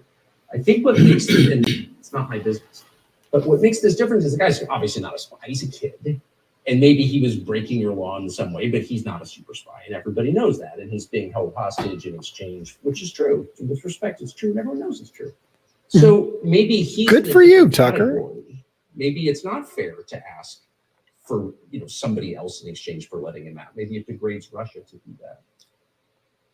Вы знаете, можно как угодно говорить, что такое шпион, что You know, you can give different interpretations to what constitutes a spy, but there are certain things provided by law. If a person gets secret information and does that in conspiratorial manner, then this is qualified as espionage. And that is exactly what he was doing. He was receiving classified, confidential information, and he did it covertly. Maybe he did that out of carelessness or his own initiative. Considering the sheer fact that this is qualified as espionage, the fact has been proven as he was caught red-handed when he was receiving this information. If it had been some far-fetched excuse, some fabrication, something not proven, it would have been a different story then. But he was caught red-handed when he was secretly getting confidential information. What is it then? But are you suggesting he was working for the U.S. government or Yeah. NATO, or he was just a reporter who was given material he wasn't supposed to have? Those seem like very different things. Я не знаю, на кого он работает. Но повторяю еще. I don't know who he was working for. But I would like to reiterate that getting classified information in secret is called espionage. And he was working for the U.S. Special Services, some other agencies. Okay, now that's interesting. That is- That according to him, he's saying that this reporter wasn't just a reporter. He was actually working for special services, which I'm assuming he's talking about spy agencies. CIA, NSA, there's freaking 30,000 of them now, but yeah, they continue to deny it. But according to him, he was caught red-handed. I'll be honest, I don't know much about the case, but no. RG10 says the exchange of Brittany Griner for Victor. Yeah, don't even get me started about that. I don't think he was working for Monaco, as Monaco is hardly interested in getting that information. It is up to special services to come to an agreement. Some groundwork has been laid. There are people who, in our view, are not connected with special services. Let me tell you a story about a person serving a sentence in an allied country of the US. Okay. That person, due to patriotic sentiments, eliminated a bandit in one of the European capitals. During the events in the Caucasus, do you know what he was doing? I don't want to say that, but I will do it anyway. He was laying our soldiers, taken prisoner, on the road and then drove his car over their heads. What kind of person is that? Can he even be called human? But there was a patriot who eliminated him in one of the European capitals. Whether he did it of his own volition or not, that is a different question. Yeah, but Evan Gershkovich didn't do that. I mean, that's a completely different. I mean, this is a 32-year-old. Like, He committed something different. He's not just a journalist. I reiterate, he's a journalist who was secretly getting confidential information. Yes, it is different, but still, I'm talking about other people who are essentially controlled by the US authorities, wherever they are serving a sentence. There is an ongoing dialogue between the special services. This has to be resolved in a calm, responsible, and professional manner. They're keeping in touch, so let them do their work. I do not rule out that the person you refer to, Mr. Gershkovich, may return to his motherland. By the end of the day, it does not make any sense to keep him in prison in Russia. We want the US Special Services to think about how they can contribute to achieving the goals our special services are pursuing. We are ready to talk. Moreover, the talks are on their way. And there have been many successful examples of these talks crowned with success. Probably this is going to be crowned with success as well. But we have to come to an agreement. Mr. President, thank you. I also want him to return to his homeland at last. I'm absolutely sincere. But let me say once again, the dialogue continues. The more public we render things of this nature, the more difficult it becomes to resolve them. Everything has to be done in calm manner. I wonder if that's true with the war, though. Also, I mean, I guess I want to ask one more question, which is, and maybe you don't want to say so for strategic reasons, but are you worried that what's happening in Ukraine could lead to something much larger and much more horrible? And how motivated are you just to call the U.S. government and say, let's come to terms?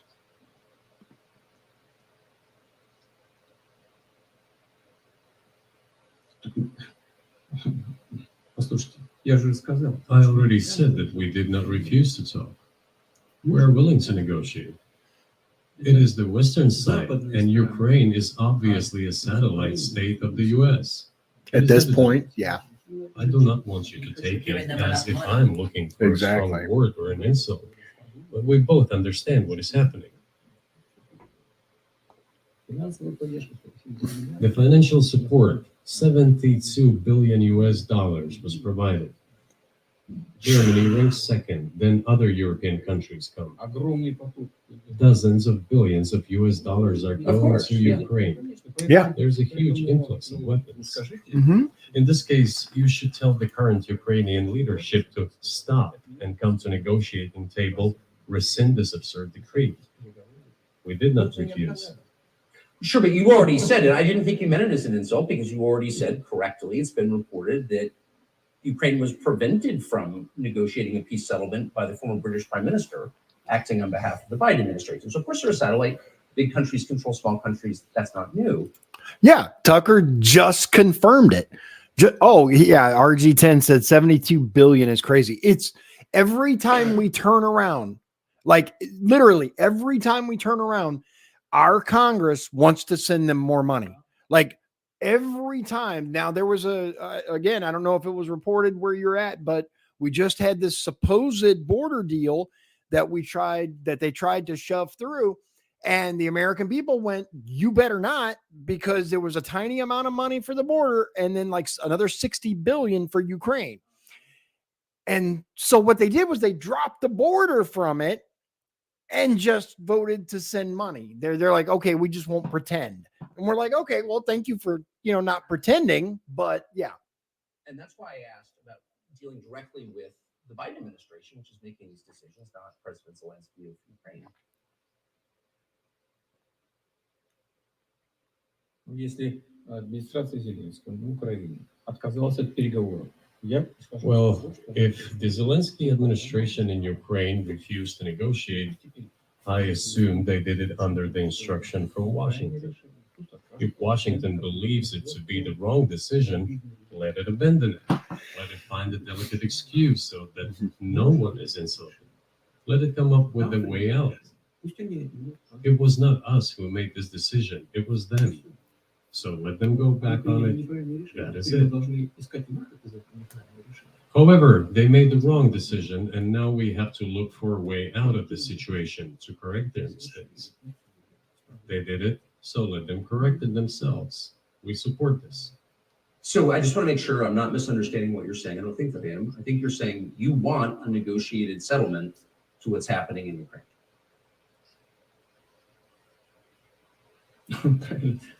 Right. And we made it. We prepared a huge document in Istanbul that was initialed by the head of the Ukrainian delegation. He affixed his signature to some of the provisions, not to all of it. He put his signature and then he himself said, we were ready to sign it and the war would have been over long ago, 18 months ago. However, Prime Minister Johnson came, talked us out of it, and we missed that chance. Well, you missed it, you made a mistake, let them get back to that, that is all. Why do we have to bother ourselves and correct somebody else's mistakes? I know one can say it is our mistake. It was us who intensified the situation and decided to put an end to the war that started in 2014 in Donbass, as I have already said, by means of weapons. Let me get back to further in history. I already told you this. We were just discussing it. Let us go back to 1991, when we were promised that NATO would not expand, to 2008, when the doors to NATO opened to the declaration of state sovereignty of Ukraine, declaring Ukraine a neutral state. Let us go back to the fact that NATO and US military bases started to appear on the territory of Ukraine, creating threats to us. Let us go back to coup d'etat in Ukraine in 2014. It is pointless though, isn't it? They Right. may go back and forth endlessly, Right. but they stop negotiations. Is it a mistake? Yes. Correct it. We are ready. What else is needed? Do you think it's too humiliating at this point for NATO to accept Russian control of what was 2 years ago Ukrainian territory? That's a good question. Я же сказал. I said, let them think how to do it with dignity. There are options if there is a will. Up until now, there has been the uproar and screaming about inflicting a strategic defeat on Russia on the battlefield. Yeah. Now they are apparently coming to realize that it is difficult to achieve, if possible at all. In my opinion, it is impossible by definition. It is never going to happen. No. It seems to me that now those who are in power in the West have come to realize this as well. If so, if the realization has set in, they have to think what to do next. We are ready for this dialogue. Would you be willing to say, congratulations, NATO, you won, and just keep the situation where it is now? Ну, вы знаете, это предмет переговоров. You know, it is a subject matter for the negotiations. No one is willing to conduct, or to put it more accurately, Точнее сказать, хотят. they're willing but do not know how to do it. Я не только вижу. I know they want to. It is not just I see it, but I know they do want it. But they're struggling to understand how to do it. They have driven the situation to the point where we are at. It is not us who have done that. It is our partners, opponents who have done that. Well, now let them think how to reverse the situation. We're not against it. It would be funny if it were not so sad. Yeah. Да. Yeah. Было бы смешно, если бы не было так допустим. This endless mobilization in Ukraine, the hysteria, the domestic problems, sooner or later it will result in agreement. Истерика там, внутренние проблемы. You know, this probably sounds strange given the current situation, Все равно договорились. И but the relations between the two peoples will be rebuilt anyway. сегодняшняя ситуация прозвучит. Yeah. It will take a lot of time, but they will heal. Между народами самим потребуется удвоение. I'll give you very unusual examples. Совсем. Okay. There is a combat encounter on the battlefield. Here's a specific example. Ukrainian soldiers got encircled. This is an example from real life. Our soldiers were shouting to them, "There is no chance. Surrender yourselves. Come out and you will be alive." Наши солдаты кричат. Suddenly, the Ukrainian soldiers were screaming from there in Russian, perfect Russian, saying, "Russians, do not surrender." And all of them perished. Не сдаются. They still identify themselves as Russian. Mm-hmm. What is happening is, to a certain extent, an Wow. element of a civil war. Everyone in the West thinks that the Russian people have been split by hostilities forever. No, they will be reunited. The unity is still there. Why are the Ukrainian authorities dismantling the Ukrainian Orthodox Church? Because it brings together not only the territory, it brings together our souls. No one will be able to separate the soul.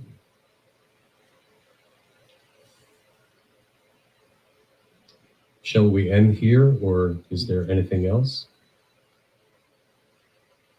No, I think that's good. Спасибо. Thank you, Mr. President. Interesting interview. That was very interesting and very different than I expected.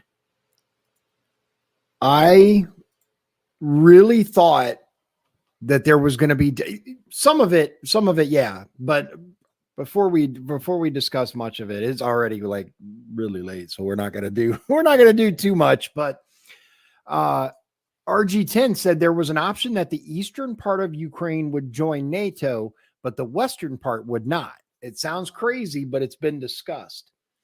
And that's one thing that I think a lot of people here in the US really don't fully understand. Number one, like he said, the national identity is still very Russian. Russians don't surrender, right? And unfortunately, they all perished. There's like, before this whole thing, it was very much just a different Russia, right? It's like states in the United States. We're all American, but Texas is very different than California. So, yeah. It was, like I said, it was different than I expected, but at the same time, very, very interesting. It was a very interesting interview, and I'm really glad that we had an opportunity to watch it and to see. There are several interesting parts of that interview. I'm going to have to watch it again and take notes and do a full breakdown on some of the points that I wasn't familiar with. A lot of it obviously goes back to the claims that in 2014 there was a coup and and I remember a little bit about it, but I didn't pay that much attention to what's going on in Ukraine. And it's funny because if more Americans had paid attention, maybe we wouldn't be shipping billions of dollars over for what, in my opinion, is a money laundering operation. I mean, that let's be honest. Did you hear that Zelensky just bought a multi-million-dollar mansion or condo in Dubai? I did, but I don't know how true that is. Yeah, I don't know how true it is either. But if so, and the most telling part of it to me, the most telling part isn't the money, right? Because that's kind of expected if the goal is to protect against Russian aggression and right? The money and the military equipment is all expected. The most telling part to me is the absolute refusal of politicians to track where that money's going. They refuse to have any kind of accountability to where that money's going. That says it all right there. It really does. And Ukraine's corrupt, you know. Well, yeah, absolutely. And this somehow, like, this belief that somehow because Zelensky took over, that the nation is no longer corrupt, it just went away. It's nonsense, right? It's look at the U.S. As much as we may wish it otherwise, our leaders are corrupt. Congress, I'd say 99.99% of Congress is corrupt. At least 90%. Okay. Yeah, at least 90. That's what I was going to say. There's a handful that I'd say are good, right?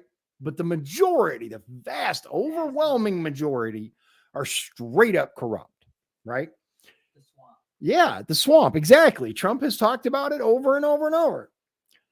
So to think that a change in president, like we had in 2016 election and Trump 2017, right, would suddenly magically make the swamp go away is nonsense. And now I will say, we're going to get into this because I think it's an important discussion to have, and it's one that I'd like to have with you at another time. I think Trump made several errors in the appointments that he made and the people that he chose to lead various things. However, regardless of that, I don't believe that there's a single entity that can come in and clean everything up in one fell swoop. It's not going to happen. And regardless of again, I don't want to get it. My brain's going there, but I have a book that I want you to read. That book that I showed you, I finished it. It is War by Other Means by General Keith Kellogg. Phenomenal book. If you can read it, I absolutely would, because it is a very interesting behind the scenes about the Trump administration and him serving in the White House. He served under both the vice president and the president. Fascinating read. But there were a lot of things that I found very interesting in that book. One of which is when the transition was happening and Trump got into the White House, the RNC basically took over. Yes. And they just started placing people that they wanted all throughout this administration. And all it did was create a different swamp. And a lot of it were people who were actively working against Donald Trump. Now, hopefully he learned from that. But my question is, how much of what do you think we know right now regarding the depth of the swamp and the things that happen would we know if Trump had place, I guess, people loyal to him versus the swamp. Like a lot of the things I think wouldn't have come out. I think we wouldn't have realized the depths that it goes and the infiltration of both parties. It's disgusting. It really, really is. But anything you want to say about that? The interview about Tucker? Anything? Just that it's interesting to see Putin's perspective on Mhm. things, because we never get to hear Putin's perspective. Right. The media has a complete blackout on Putin. And I think that's really important, especially for those of you watching internationally. Our media is so heavily biased. You know, that we may be touted as the nation of free press. It's bull. It's absolute bull.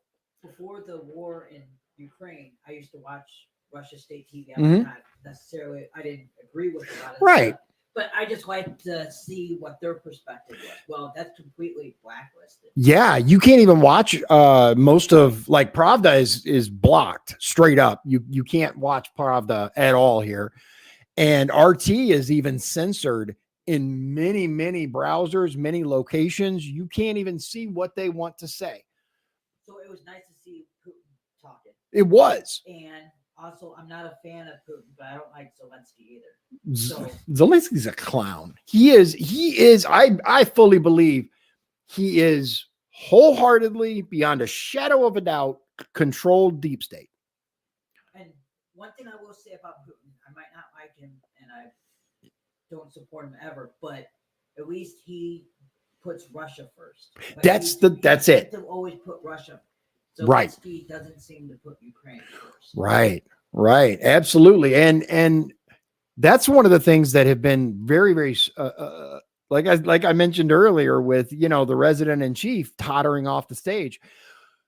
The difference between Biden and Putin, it's massive. It's massive. We see what a real leader who cares about his country and who puts his country first. And yeah, there are absolutely some issues there with journalists and, alleged assassinations. There's some definite problems there. I was waiting for Tucker to bring that up a little bit. Yeah, he didn't touch that. I'm hoping there will be more interviews, but regardless, and I have somebody on one of my accounts who's just raving and crying about the fact that Tucker is even going to talk to Putin. I am a firm believer in, I believe it was William Cooper who said, read everything, watch everything, and then do your own research and make up your own mind. Exactly right. Yeah. And I want to see, let me see it so I can make up my own mind. And it's one of the biggest issues that I have with the push for censorship, the Twitter files, the Facebook files, all that stuff. When you allow the government to control the narrative, they're not going to tell you the truth. The government is not your friend. It's just that's just the way it is. So just out of curiosity, RG10, I hope you're still there and haven't bounced out yet. But my question to you is Russia what's the term? The terrible dictatorship living in fear of Putin? Like, do you guys have a degree of autonomy to where you can go out and say, yeah, I don't necessarily agree with what he's doing? Or is that absolutely, like, they'll kick in your door and drag you away if you say something like that? Answer if you can't. Yeah. If you say, if right. I completely understand if you're like, yeah, I'm not really going to say that. Yeah, they might have, dipped out. I did notice we had some fluctuation in viewer stuff, but because the big thing here that they like to push is that in Russia, you're not allowed to speak out against Putin whatsoever at all. At all. You can't say anything negative. And that's one thing at least that I'll say about here is we can complain about the government all day long. All day long. We can say Biden's an idiot.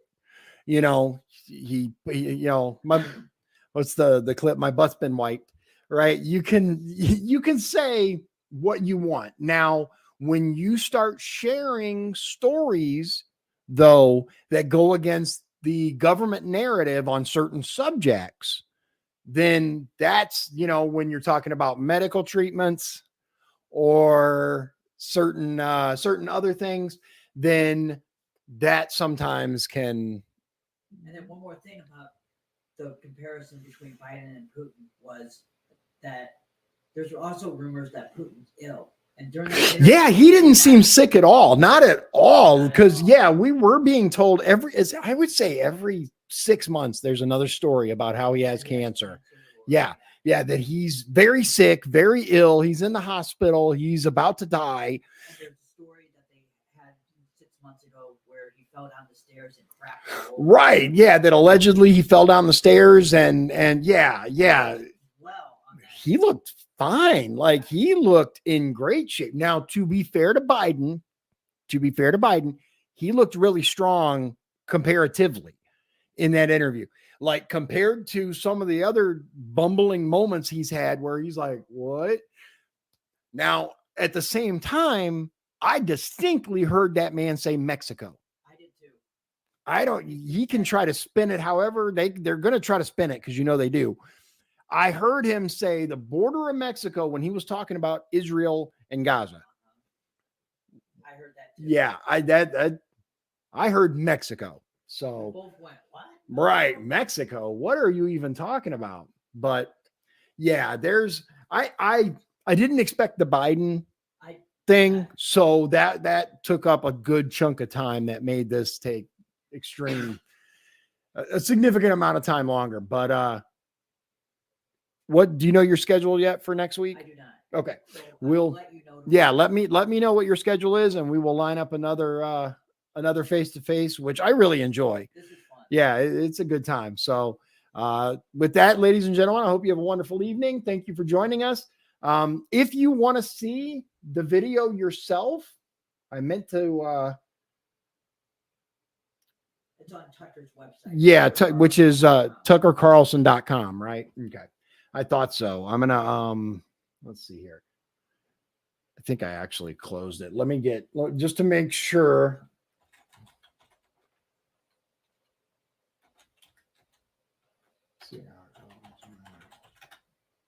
Okay.